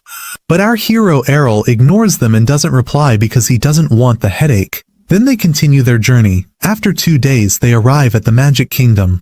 When they arrive, they thank the driver. We see Kaido here hovering around Arel and doesn't want to leave him at all. So, the girls are surprised and say, "How did Kaido, the arrogant and stubborn boy, become like an obedient dog to Arel and doesn't want to leave him?" They say, "We need to watch him to find out his true story, and we don't need to tell anyone we meet that Arel possesses strong magic." When they arrive at the Magic Academy, Kaido asks him, "Are you going to take the red magic exam or which one exactly?" Arel is surprised here and says to him, "Are there many types of exams?" He says, "Yes, depending on your class. There are exams for red magic, yellow magic, and also green magic." Cold is very nervous about the exam, so Kaido starts encouraging her and says, "I don't want you to fail because if you fail, I don't want to know you again." He goes to the reception desk, fills out the form, and prepares to enter the exam. He is surprised they accepted him even though he has no class. She tells the staff member anyone can participate in the exam even if they have no class. He says the situation here is different from the City of Swords and he is happy about the encounter. On their way, Kaido tells him, "I'm confident you will pass these exams easily." When they enter, the exam has begun. We see one of the students using fire magic and attacking a statue, succeeding in his first test. The next contestant comes who appears very arrogant. He keeps mocking all the present students saying, "Your magic is very weak compared to mine. Watch the greatness I will show now." Zun. The teacher is surprised that one of the students coming to take the exam possesses very strong magic despite his young age. The student asks the teacher, "Can I burn and destroy this statue?" The teacher says, "There's no problem if you can actually do it." And indeed, the boy uses the volcanic explosion magic, releasing a very strong fiery magical energy at the statue. He thinks he managed to burn it, but the statue is unaffected by his magic. We learn that the statue is very strong, made of rare mithril stone, and is very difficult to burn or melt. At that moment, Kaido keeps laughing at him and says, "My teacher will be able to melt this statue in seconds." Kaido hits him on the head and says, "Stop bragging and sit quietly." The boy keeps laughing, thinking Kaido is joking, and says, "Then show me what your teacher can do." I can do. Ol says this is my chance to try my fire magic on a statue made of mithril to discover the extent of my strength. He immediately uses the volcanic explosion skill, and we see a powerful laser beam hit the head of the statue. The boy keeps laughing at Arel, saying he is weak and his magic was just a thin thread, and that the statue is standing there unharmed. But suddenly the statue starts to melt. The boy and Kaido are literally shocked. They think he is cheating in the exam, but he tells them, I used the volcanic explosion skill, but I concentrated its power and reduced its size. After that, Arel leaves them and goes to Kofa, who has just finished her exam and passed. She is surprised that Arel came to her. He says, I came to take the exam. She says, weren't you taking the red magic exam? But his turn comes immediately, and he immediately uses ice magic, creating very strong arrows that literally shatter the statue made of mithril. Kofa is stunned, but Arel leaves her afterwards and goes to the next exam, which is the green magic exam. When he goes there, he finds everyone waiting outside. He says to her, why are you scared? Did you fail the exam? She says, I'm scared and very nervous. That's why I haven't gone in yet. She asks Arel, how do you calm yourself and your nerves before an exam? He says to her, I've never been nervous before. I'm always calm. Stranger still, Arel asks her, what does the feeling of nervousness and anxiety feel like? She says to him, that feeling comes from fear. Arel then gives her some advice, saying, even if you fail the exam, you must be convinced that your life won't stop because of one failure. You must try more than once until you succeed and achieve everything you want. These words encourage her and make her dare to enter the exam. Afterwards, Arel enters the exam and uses the tornado skill, literally destroying the windmill used for the test and smashing it. After he finishes his test and passes, it's Cold's turn. The teacher tells her, you must make this windmill fly. Cold, of course, is scared and terrified, but she remembers Arel's motivating words and begins to feel encouraged. Later, we learn that Arel completed the yellow magic and white magic exams and is currently heading to begin the black magic exam. On his way, he finds a girl shouting and looking for a creature named Jory.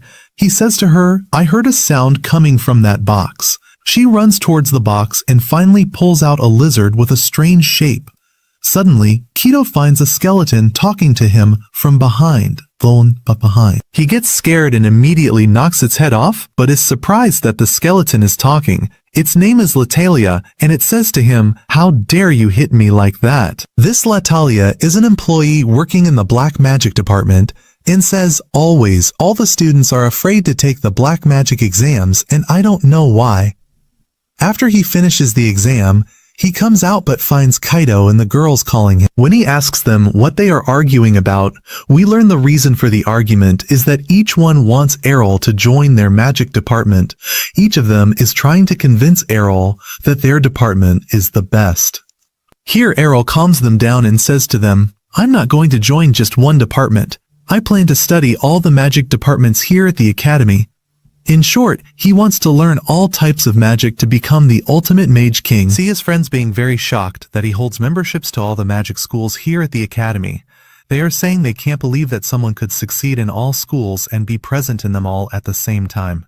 Arel here is upset because he doesn't know how he will attend all the classes, since all the schedules are overlapping and he doesn't know how to organize them. But then Arel also notices that the exams carry high grades, so he says he doesn't necessarily have to attend the lessons, and the most important thing is to focus on the exams because they have the highest grades. But Colt tells him that he must attend the classes because the teachers give very important information, especially about magic incantations, which usually aren't found in the books. So Arel says to them the solution is simple. You attend the classes in my place and I'll borrow your notes. Of course, they all agree to help him and tell him, your wishes are our commands, you are a leader. They ask him later what he will do about the other schools they aren't in, like black magic. He tells them not to worry, black magic doesn't even have classes because Talia told him that no one attends classes there, and it's rare to find a student enrolled in the black magic school. Kaido then says to him, come on, let's go attend the first red magic class so we don't miss it. As soon as they arrive at the class, they meet the arrogant bullying student Royce. When Arel ignores him completely, Royce calls out to him and says, are you just passing by without greeting me? Then Kaido mocks him and says, don't talk to my teacher that way. But Royce retorts saying, I only lost one round, and says that his teacher Arel only won by luck, nothing more. He says it's impossible for him to possess the skill or talent that I have, and he's confident he will defeat him next time in any challenge they enter against each other. Arel says to him, "Why do we have to challenge each other? I'm not even a sorcerer anyway, and I don't have any rank or magic class." Royce is shocked and surprised by this. Then the teacher arrives and tells everyone to get to their places so they can start. But Royce immediately asks his teacher, "What is Earl's rank?" "Because he tells me he is without a class." The teacher, upon checking Earl's file, says that he is indeed without any rank or magic class at all. Royce is of course annoyed that someone without a magic class was able to defeat him in the initial tests.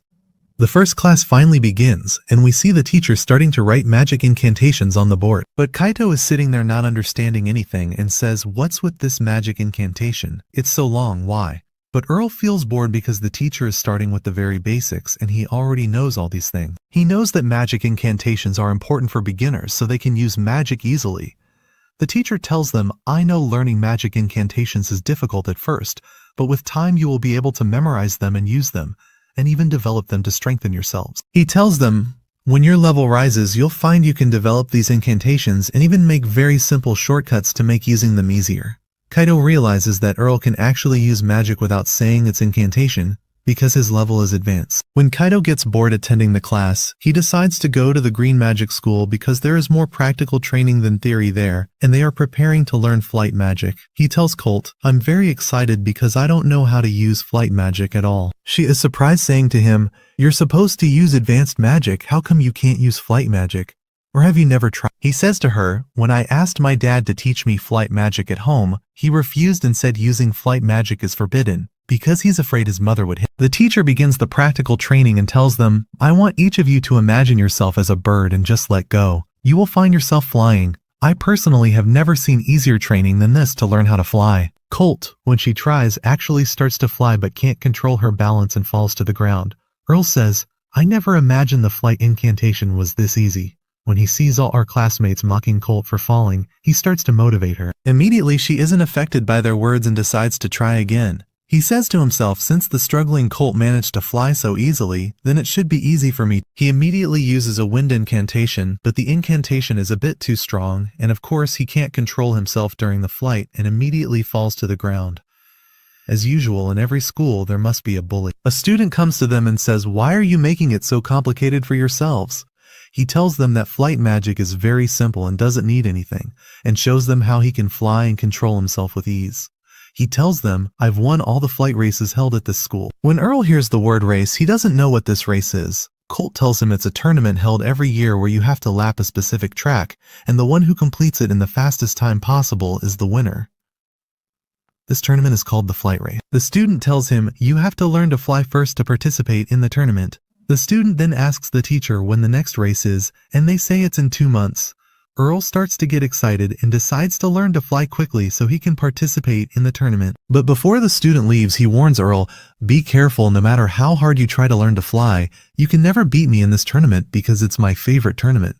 He tries to find a way to learn flight magic quickly. Colt tells him, "You think 2 months is a short period?" He says to her, "On the contrary, 2 months is a very good period, and I'm confident I can learn to fly in less time than that." Later, we find that Colt and Kofa ask to meet Kaito. When Kaito comes to them, he says, "Why do you want to meet me at night?" They tell him they heard that a ghost appears at night here near the academy. Kaito at first doesn't believe it and keeps shouting. They tell him, "Lower your voice so the ghost doesn't hear." He starts to feel strange afterwards and says to them, "You definitely brought me here to help you because you're scared." Kofa also notices that Kaito started to get scared when he heard about ghosts and says, "I know you're always afraid to enter the bathroom alone at night because you're afraid of ghosts." But Kaito says to her, "That was in the past. Now I'm not afraid because I'm a great sorcerer." And as usual, the two of them start bickering loudly. Then Colt starts to calm them down so the ghost doesn't hear them. But suddenly they notice that there is indeed a ghost moving behind them near the window coming towards them. They see Kaito and Kofa are very scared and start screaming. Colt of course didn't notice because her back was to the window, but when they warn her, they all notice it. Suddenly a masked person enters and puts his hand on Colt's mouth so she doesn't scream.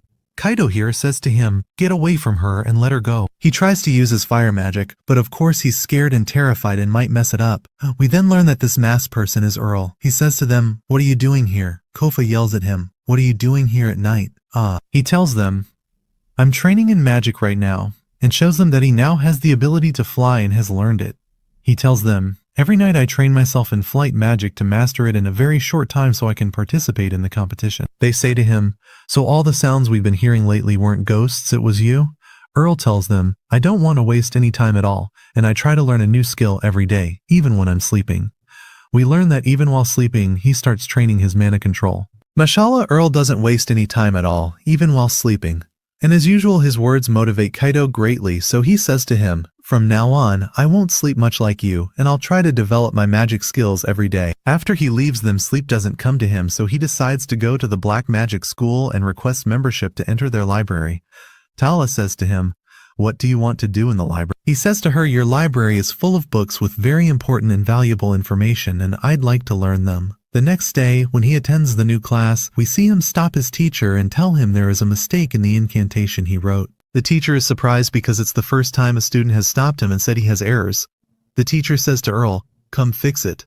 And indeed, Arel writes the same incantation as his, and not only that, but he also writes a shortcut for it. When the teacher reads the incantation, he finds it similar to his own, and he can even shorten it. The teacher says, they say your skills are very high, but the incantation you wrote is dangerous as anyone can use it because it might cause a big explosion. Kaido says to him, be careful man, Arel, I don't want to use an incantation that hurts me later.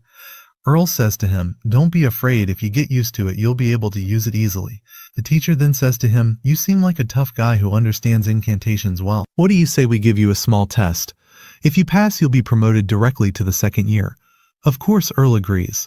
But the student Royce is very upset and asks the teacher to also participate in the test. If he passes, he should be promoted too. The teacher agrees and takes both of them to the test arena. In front of them is a very large corridor, and at the end of this corridor is a cell. This cell is opened and a monster comes out. The task is to finish off this monster from a distance using magic. If you fail to finish it off or let the monster get close to you, then you have failed the test. Royce gets excited and decides to go first. He goes down to the fighting arena very excited. Immediately the cell is opened and the Mundara monster comes out, which looks like a wild bull. Immediately the bull charges at Royce. Royce then uses fire magic and keeps attacking it, but the Monitor monster manages to dodge all his attacks. Arel is surprised that the fire magic he is using is much stronger than what he used in the test. The teacher tells him that student Royce's level is increasing greatly, but he has a problem. He is always hasty and attacks randomly without planning at all.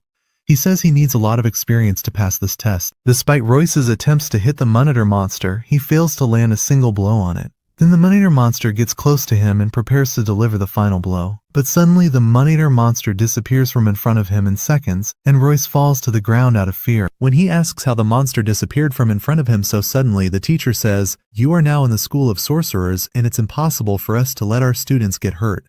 Of course, he is upset that he lost the test. The teacher says, I definitely know your level, why did I let you enter this test? He realizes the teacher did this to make him reconsider his approach and start developing himself to pass these tests easily later. The teacher tells him that students need to study for at least 2 years to pass this test, and he is confident that Royce can pass it in less time than that. Then it's our hero Arel's turn. He goes down to the fighting arena and the cell is opened. But what comes out isn't the Monitor monster that came out for Royce. This is a monster evolved from the Monitor and much stronger.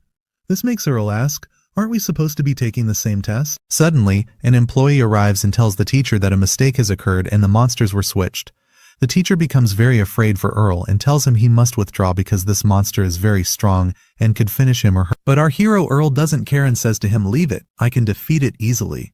And indeed, the monster charges at our hero Arel, but immediately Arel starts to concentrate and creates fire arrows and throws them at. The teacher is surprised that he made these arrows without saying any incantation at all. But the monster manages to dodge these arrows and jumps over them. Here the teacher says this monster is very evolved, and he is afraid for Arel. We see the fire arrows change direction and return to hit the monster from behind, knocking it to the ground. We learn that this was our hero Arel's plan from the beginning, as he wanted to hit its joints from behind. Then he uses a concentrated fire incantation and it immediately descends on the bull, finishing it off. Of course his teacher is astonished by the great power and how he managed to finish off the monster so easily. He says to him, congratulations on your promotion, teacher. Starting tomorrow, you will go directly to the second year. When he meets his friends, they notice he is depressed and say to him, what's bothering you? You were supposed to be promoted to the second year. He says to them, unfortunately, what happened was an exception, and what I learned from the rules here is that these exceptions only work in one school. He wanted to take these tests in all the magic schools he is studying in to get promoted immediately. And go to Earl's house. We see his mother teaching Liana how to cook, but it's clear that Liana is very clumsy, doesn't know how to cook, almost burns everything and ruins the food. Earl's sister keeps making fun of her, but Earl's mother comforts her, saying, "Don't be upset, everything is difficult at first, then it becomes easy." Then we return to Earl, who is with Colette, talking to the Blue Magic school teacher because Earl also wants an exception to be promoted to the 2nd grade. The teacher tells him that the promotion test exception is granted only once a year, and he already used it at the Red Magic School test. So he says to her, "Then test me, I am ready for any test because I don't want to waste my time in useless study classes." The teacher gets angry and says, "Do you mean my lessons are useless and have no value?" She says to him, "Since you're so strong, I am ready to challenge you to a duel." We see Earl preparing for the challenge, and Colette is very scared because this teacher shows no mercy. She tells Earl that physical assault is forbidden and he is only allowed to use magic. She tells him, "Don't be upset if my magic causes you injuries." Earl says to her, "I agree to any rules because I am confident I will win the challenge." His confidence provokes the teacher, and she immediately uses Blizzard Storm magic, attacks him with a magical vortex and surrounds him with it. Then she activates ice magic on him, trapping him inside it. Colette is of course very scared for Earl. The teacher says to him, "You keep saying you're great and unmatched, yet you can't dodge my simple attack." But she is shocked when Earl starts hitting the ice barrier and manages to break it. She is surprised to find that he had created a magical shield to protect himself from her attack. After that, Earl says to her, "Now it's my turn to attack," and decides to use the Ice Arrow spell. She says to him, "Do you think your spell can defeat me?" But he surprises her by summoning a very large number of ice arrows. She says to him, "I saw you in the test. This is your favorite magic skill." She says, "I can do it easily and summon the exact same number as..." Indeed, each one attacks with their ice arrow spell, and they manage to counter each other's attacks. After that, Earl says to her, "I'm not finished yet," and decides to double the number of ice arrows. She says to him, "I can double them too and reach 100 ice arrows." Colette is of course shocked by the number of ice arrows Earl summoned and says she can only manage 2. Then the teacher says to him, "There's no use. No matter how many ice arrows you summon, I can increase the same number and more, and I will counter your attack." But the surprise here is that Earl manages to summon ice arrows from the right, the left, and from above her. She is shocked by this large number and says, "It's impossible for a 1st grade student to summon all these numbers without saying a magic incantation." As Earl prepares to attack her, she immediately creates an ice barrier to protect herself from his attack. While she is countering the attack, she is very happy and says, "The ice arrows breaking against my barrier will start increasing greatly, thus strengthening my magical barrier. I will save my mana energy this way, exhaust his mana, and then use my attack magic to win the challenge." She finds that Earl's attack suddenly stops and says to him, "Have you finished? Did you give up?" He says to her, "All that attack was just a decoy." Suddenly she looks up and finds that Earl has summoned a very large ice arrow and is preparing to attack with it, aiming right for her head. She feels trapped by the ice barrier she was creating and doesn't know how to escape. She decides to quickly create an ice barrier above her to protect herself, but Earl's ice arrow is very strong and manages to penetrate her barrier, breaking it and falling on her. Thus, Earl wins the challenge against his teacher. Afterwards, when he meets his friends, they are very happy that he was also promoted at the Blue Magic School. They tell him that he is the first to get an exception and be promoted in 2 schools at once. Earl tells them, "I won't stop here, now it's the Green Magic School's turn." Then he takes Colette, and they go to the Green Magic School, but the employee tells him, "We cannot promote you. There must be a special reason." Earl says to her, "The teacher can make an exception, just like what happened for me before." She says to him, "We are different from the other magic schools and we don't have that law." Earl gets angry with her, but Colette calms him down. The employee starts looking for any way to help him, and finds out that long ago, the school principal made an exception for one of the students. She says that if you can meet the school principal and discuss the matter with him, he might make an exception for you as he did before. But then she says to him, "Unfortunately, our principal won't be available, and I don't think you can meet him in the coming period because he is busy." She says to him, "The principal would never waste his time to meet one student, and if you try to cause any problems, you will be immediately expelled from the school." Colette then says to him, "Why are you in such a hurry for promotion?" He says to her, "I have a goal. There is a person I want to surpass in using magic and prove to him that I am stronger than him." Then the employee says to him, "All right, trust in God and don't make a scene. If you don't leave now, I will expel you." Colette then says to him, "Come on, let's go. I have a great plan." We learn that her plan is for Earl to participate in the flight competition. This competition will be attended by the principal. If Arel manages to win the competition, he will have a chance to meet the principal and present his request to take a test and get an exception to be promoted to the second grade. The employee likes the idea very much and says to him, "Be careful, the competition is not easy because 300 students participate in it, and not all of them are from the first grade." Arel says to her, "I am confident that I can win the competition and meet the school principal." Indeed, he goes to start the challenge. We see his friends cheering for him and being very confident that he will win. Then the bully student comes and says to him, "What brought you here?" He says to him, "The last time I saw you, you couldn't even fly." But Arel didn't remember him and said, "Who are you?" The student gets very upset and says to him, "You'll know who I am well when I win the champion." We see the commentator saying that this competition includes students from the first, second, and third years, and the competition this year will be very few. We learn that the conditions of the competition require them to pass through the main gate of the Magic City, go around it until they return to the starting point again. Present at the competition, of course, is the principal of the Green Magic School, along with a group of observers, including one who is handsome, and all the girls like him and are infatuated with. Here, when Kaido finds that Colette and the others are admiring the teacher and not cheering for Arel, he keeps shouting at them, telling them to focus on the competition, and starts cheering for Arel, saying, "You are like me and my highest role model, and I don't want you to lose any challenge." The flight competition begins, and we see the 300 competitors starting to fly. They start bumping into each other, and some of them fall. The audience is cheering, and the commentator says that this competition will be different because there are new competitors we are seeing for the first time. Then we see one of the students who couldn't control himself and fell to the ground. After that, they notice that only 15 students are in the lead. The one currently in first place is the student Diani, who is from the third grade. This student has won all the races she participated in before, and it is expected that she will be first and win the competition. Then we see the bully student flying, and Arel comes right next to him. He is surprised by his speed and says to him, "How can you fly at the same level as me?" Arel says to him, "By the way, I haven't used my full power until now, but I don't want to consume my mana energy quickly."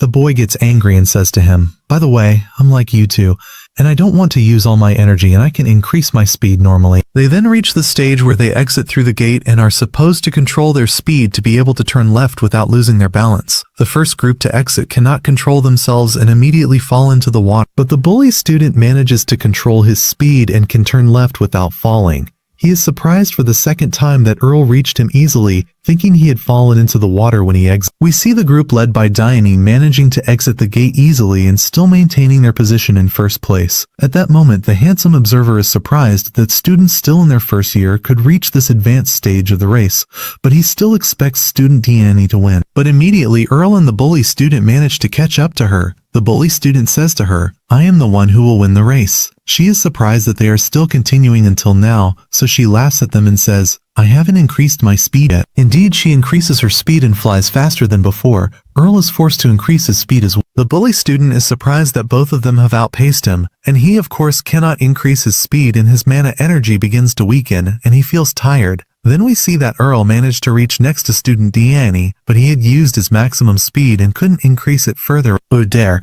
This way he says, "I won't be able to beat her," and says 2 months is too short a time to increase my flight skill and speed. At that moment, student Diani increases her speed and races ahead. He says, "I have no choice but to use my trump card." He starts kicking the air with his leg to give himself a strong push forward, and this way he will be able to catch up to her. The observer is shocked by the strange skill Arel used and says that his leg muscles are very strong to allow him to use the kicking skill and compress the air to increase his speed. He says, "The first time I've seen anyone use this skill." Indeed, Arel manages to catch up to her and increases his speed noticeably. They are close to reaching the entrance gate. Arel immediately increases his speed and manages to pass student Diani. She of course gets angry and wonders how he can race her with speed higher than hers. They say that his leg skill doesn't allow him to control himself to enter the gate, but Arel manages to manipulate the air with his hand to adjust his balance and can enter the gate simply controlling his speed. In the end, Arel succeeds in reaching the finish line and wins the flight competition. Student Diani arrives after him, taking second place and immediately greets him, saying, "I really enjoyed racing with you, but next time I will beat you." Then the bully student arrives, taking third place and is literally exhausted and unable to move. Afterwards, Arel goes to meet the school principal and hands him the certificate and medal. But Arel says to him, "I have a request. I want you to make an exception for me to be promoted to the second grade." He says, "Your skills in the race impressed me greatly, and I didn't expect a first grade student to be able to defeat third grade students. Therefore, I agree to this exception and am ready to promote you to the second. Arel is finally happy that he passed the promotion tests at the red, blue, and green magic schools and says, I have completed half the journey, and the second half remains for me. We continue our story and see Arel going to the yellow magic school because he also wants an exception to pass their tests. But the employee tells him that the registration period has ended and says that finding a new appointment for him now will be very difficult because the schedules are all full. She tells him to wait for next year, as a new slot might open. When he realizes he has to wait a whole year, he is very upset and tells her to find a solution to get him an exception. He tells her he had prepared a very new type of golem that he wanted to use in the exam.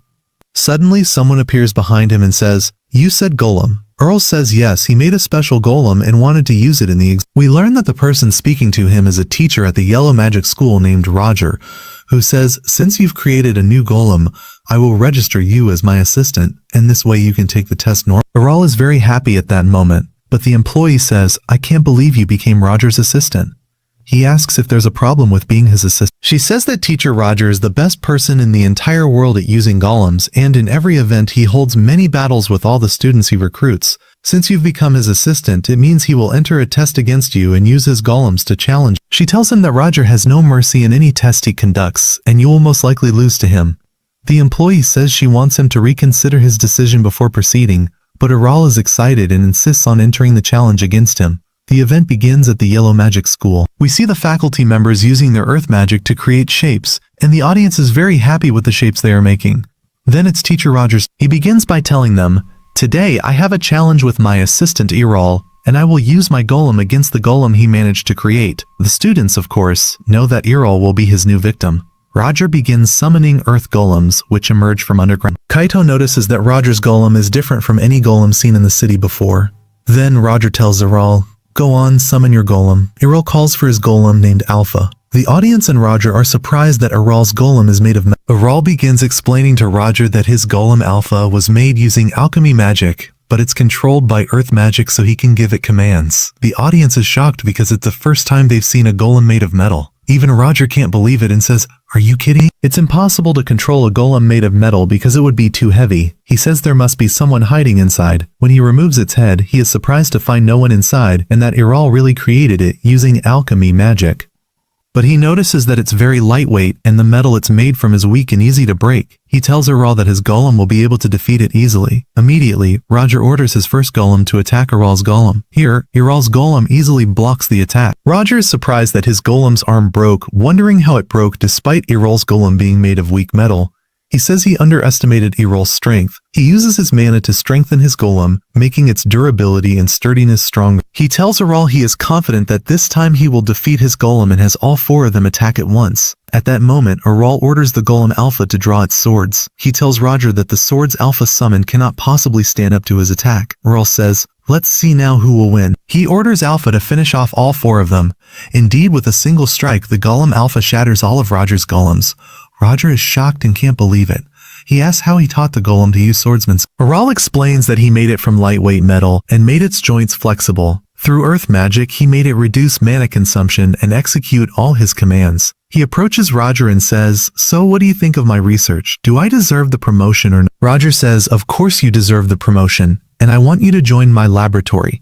I will speak to the school director to make an exception and promote you. Next, he goes to the white magic school and meets the employee Keed, who tells him she is responsible for administering his promotion test to see if he will pass. He notices that her eyes are closed. He asks if she is okay. She says, of course, as you can see, I am blind. But if I look at your magic, I can determine your character. She approaches Arel to study his magic and is surprised by the immense, seemingly endless amount of mana energy. She asks how he can control it all. She becomes genuinely afraid and terrified of his great power.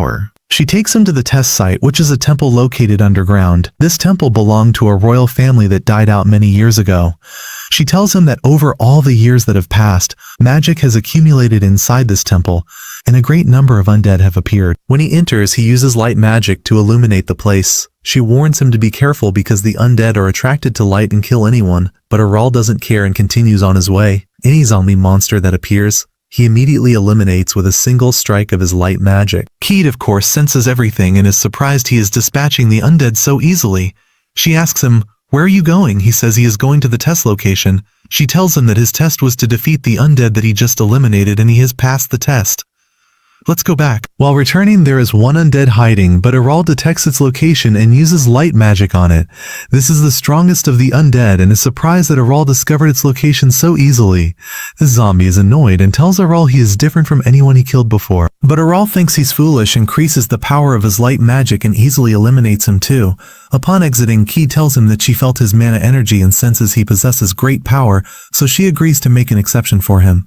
Finally, only the Black Magic School remains. Arel goes there immediately afterward and spends time reading its books. Talia finds him reading and he startles her. He tells her he can't believe the Black Magic School has no promotion tests. She says, "Who would we even hold tests for? We don't have any students." He notices a large metal door that is always locked and asks why no one enters it. She tells him that behind that door, black magic experiments are conducted because their use is forbidden in the city outside. Arel takes a book from the Black Magic School and enters through the door to try out its spells.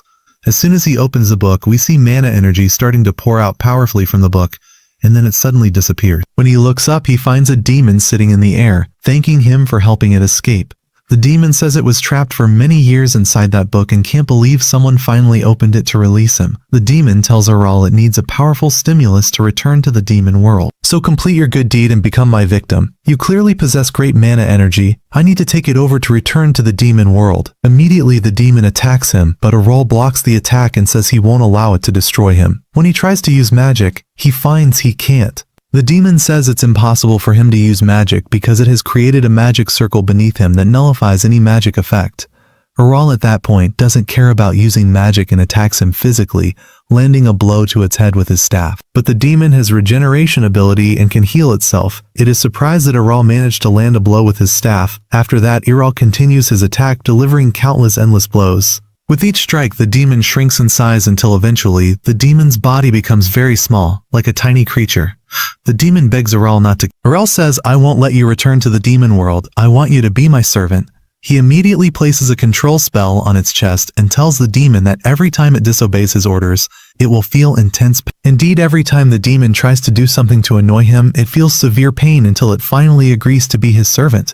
The employee Lena comes and is surprised that he managed to subdue a demon and control it. Afterward, Arel meets Kaito and the girls, who congratulate him on finally passing the promotion tests in all the magic schools. They tell him he is the first person to ever get an exception in all the magic schools and can't believe his great power. Suddenly, they notice the demon with him.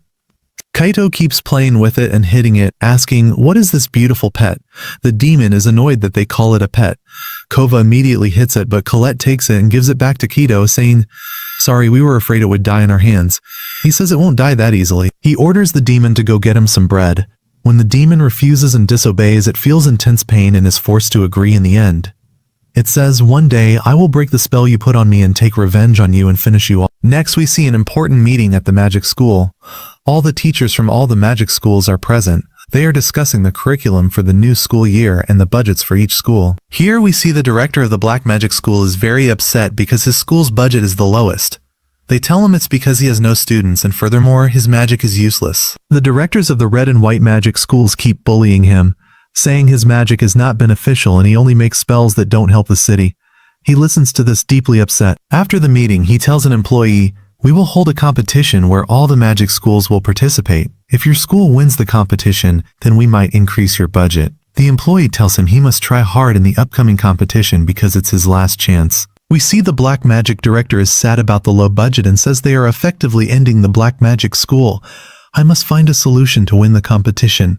We return to Arel and his friends. They tell him there is a competition being held between all the magic schools and ask if he will participate. He says, "Of course I will participate in the competition, but I haven't registered yet." Kaito and his friends are happy that Arel will participate so they can watch his great talent. At that moment, the demon asks Arel, "Are you participating on behalf of a magic school since all the schools are competing against each other?"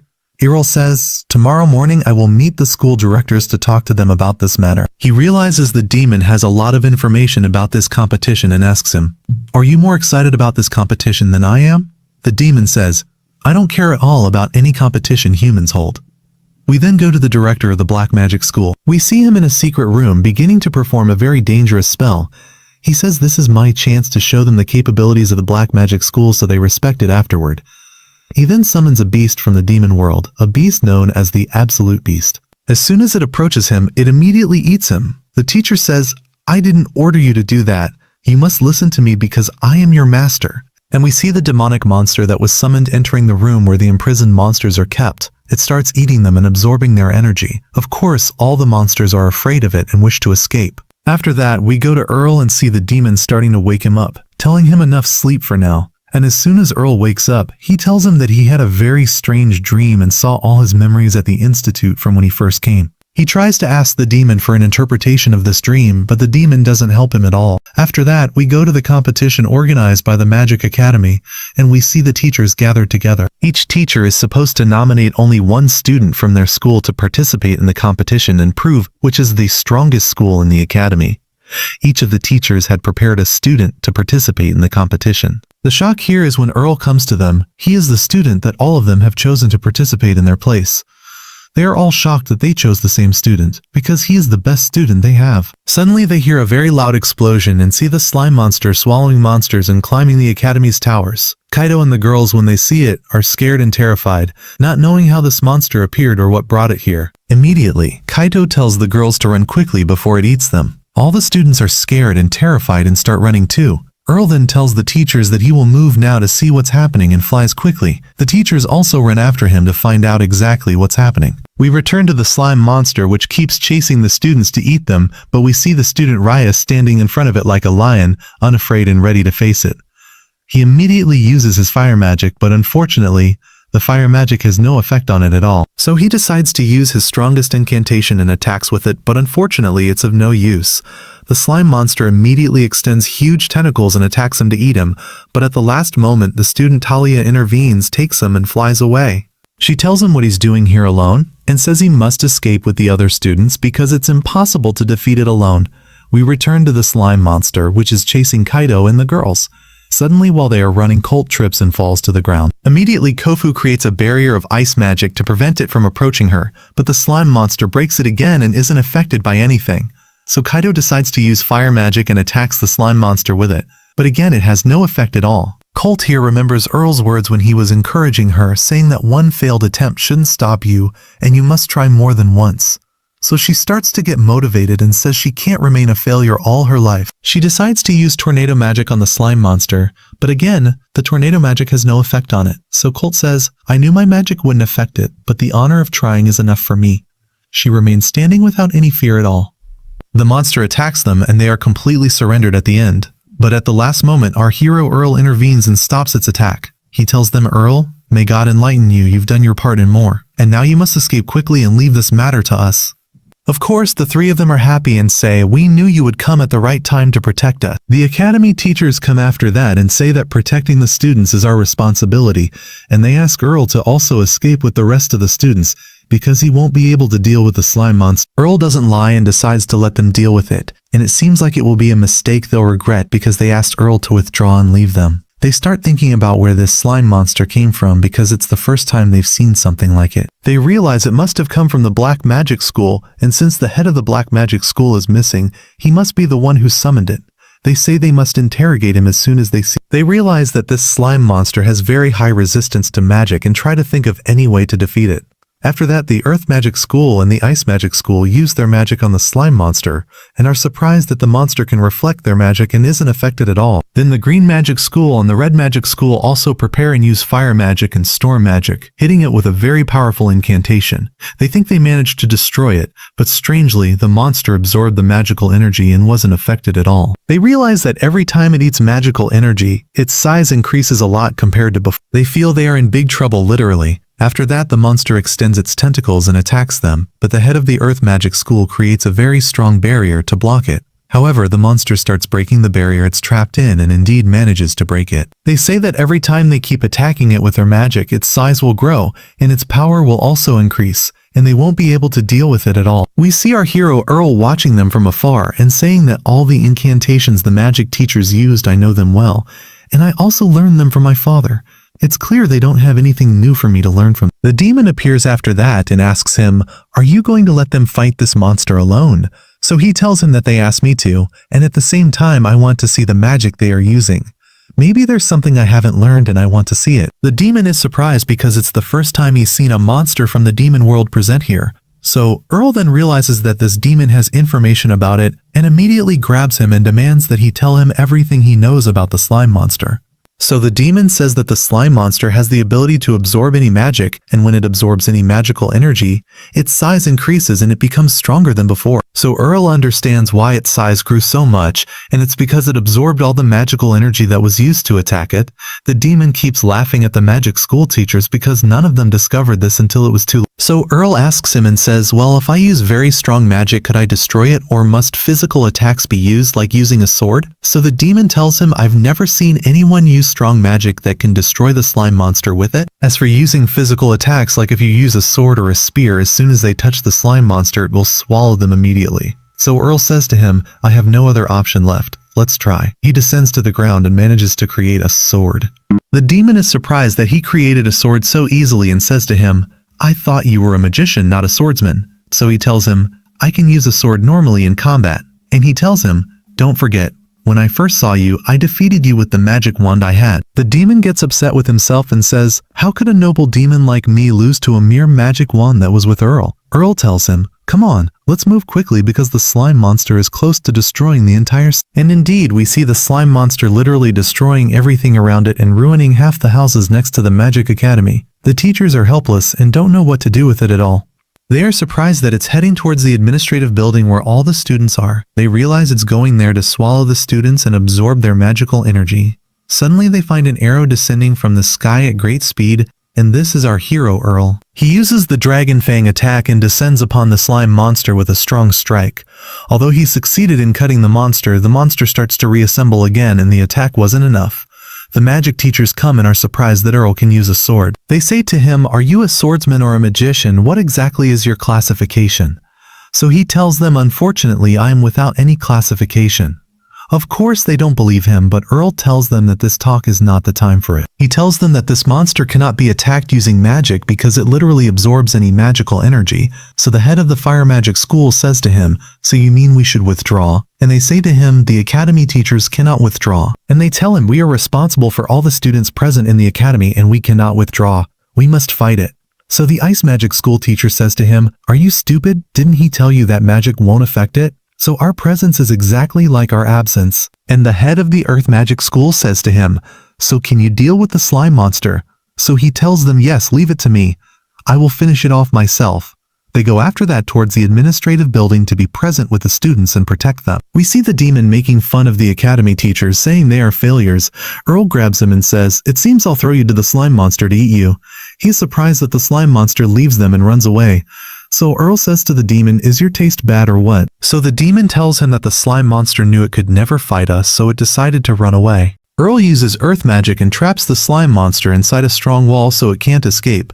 As soon as he goes to it, he summons a very large number of golems and has them all prepare to attack at once. He uses his special attack, the infinite strike, and descends upon this slime monster with many strikes. All the students are amazed by Earl's great power, and the teachers literally don't understand what Earl. They say it's impossible for this student to be without any classification. There must be a big secret behind him that we don't know. They notice that there is a small demon with him and say it seems he also masters using black magic very easily. We return to Earl and he is very surprised. Even though he used his powerful infinite strike, the slime monster isn't affected by it and starts to reassemble itself again. It tries to get out to us. So Earl says, I have only one way left to destroy this monster, but I really didn't want to use it at all.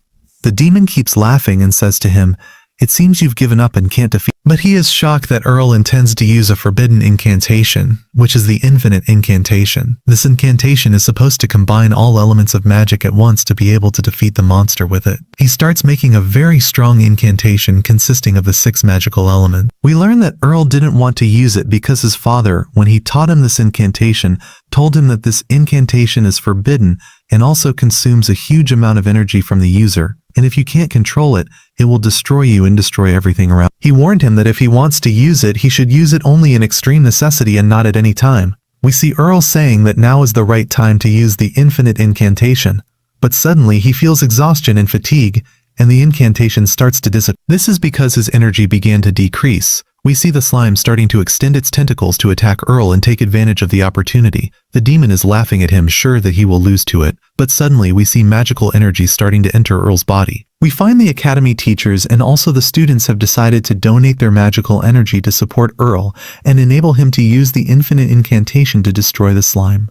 They tell him in one voice, "We are depending on you to save." And indeed, Arel gets very excited, gathers all his energy, and attacks the monster, literally shredding it and making it disappear completely. The demon here is shocked that the monster was torn into very small pieces and Arel managed to defeat it using the legendary incantation. After that, he grabs the demon and squeezes him. So the demon says to him, "By the way, I was joking with you and I was confident that you would be able to defeat it easily."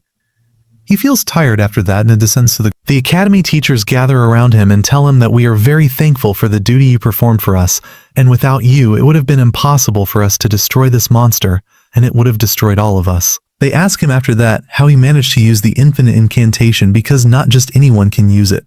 One must be of the legendary magician rank. And they say to him, "Who exactly are you? Make us understand." So he tells them, "I am indeed a student without any category and without any classification, but my father was a legendary magician." They learn that his father was the legendary magician Leon, who studied under the teachers, and they all knew. His father studied under all of them and used to annoy them greatly because of his high level, excelling over them in everything. They say to him, "Can you become a legendary magician like your father?" So he tells them, "Yes, of course I can, by mastering the use of all magical elements together." They are surprised that he can indeed use all the magical elements, but they tell him that you cannot become a legendary magician because the laws have changed now, and all the magic schools have separated from each other and become independent. They tell him that you must also master the use of black magic. Suddenly they look for the head of the black magic school and don't find him present. So they realize that he is behind all these disasters that happened and that he is the one who summoned the slime monster. Arel goes after that to the place where the slime monster was destroyed and finds a small piece of it. He picks it up and takes care of it. The demon tells him he must get rid of it immediately because it's an abomination. So he tells him, "On the contrary, I want this small piece of the slime monster to be my servant, just like I did with you exactly." He takes it to his house and has it clean the room and eat all the unnecessary paper. After that, Kaido and the girls come and are upset. They say to him, "Are you really going to leave the academy and go?" So he tells them, "Yes, because I didn't find anything useful here to learn, and I see my presence is like my absence." But he promises them that one day, if he finds free time, he will return to check on. So they say to him, "Are we that unimportant to you that you don't want to stay with us? It seems you don't know the meaning of true friendship."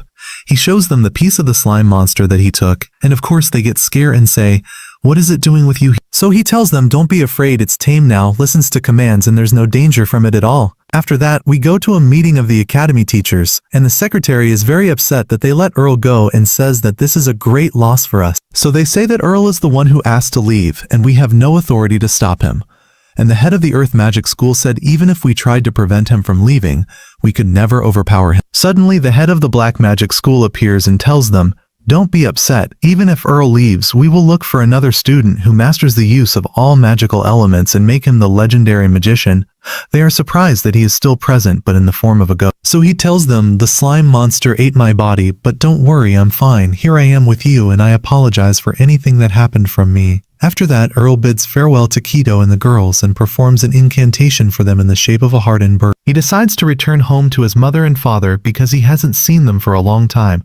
And with this, the episode ends for us So if you are excited, hero, for the final part of Arel's story, if you are excited, hero, for the final episode of Arel's story, don't forget to support us with a like and subscription.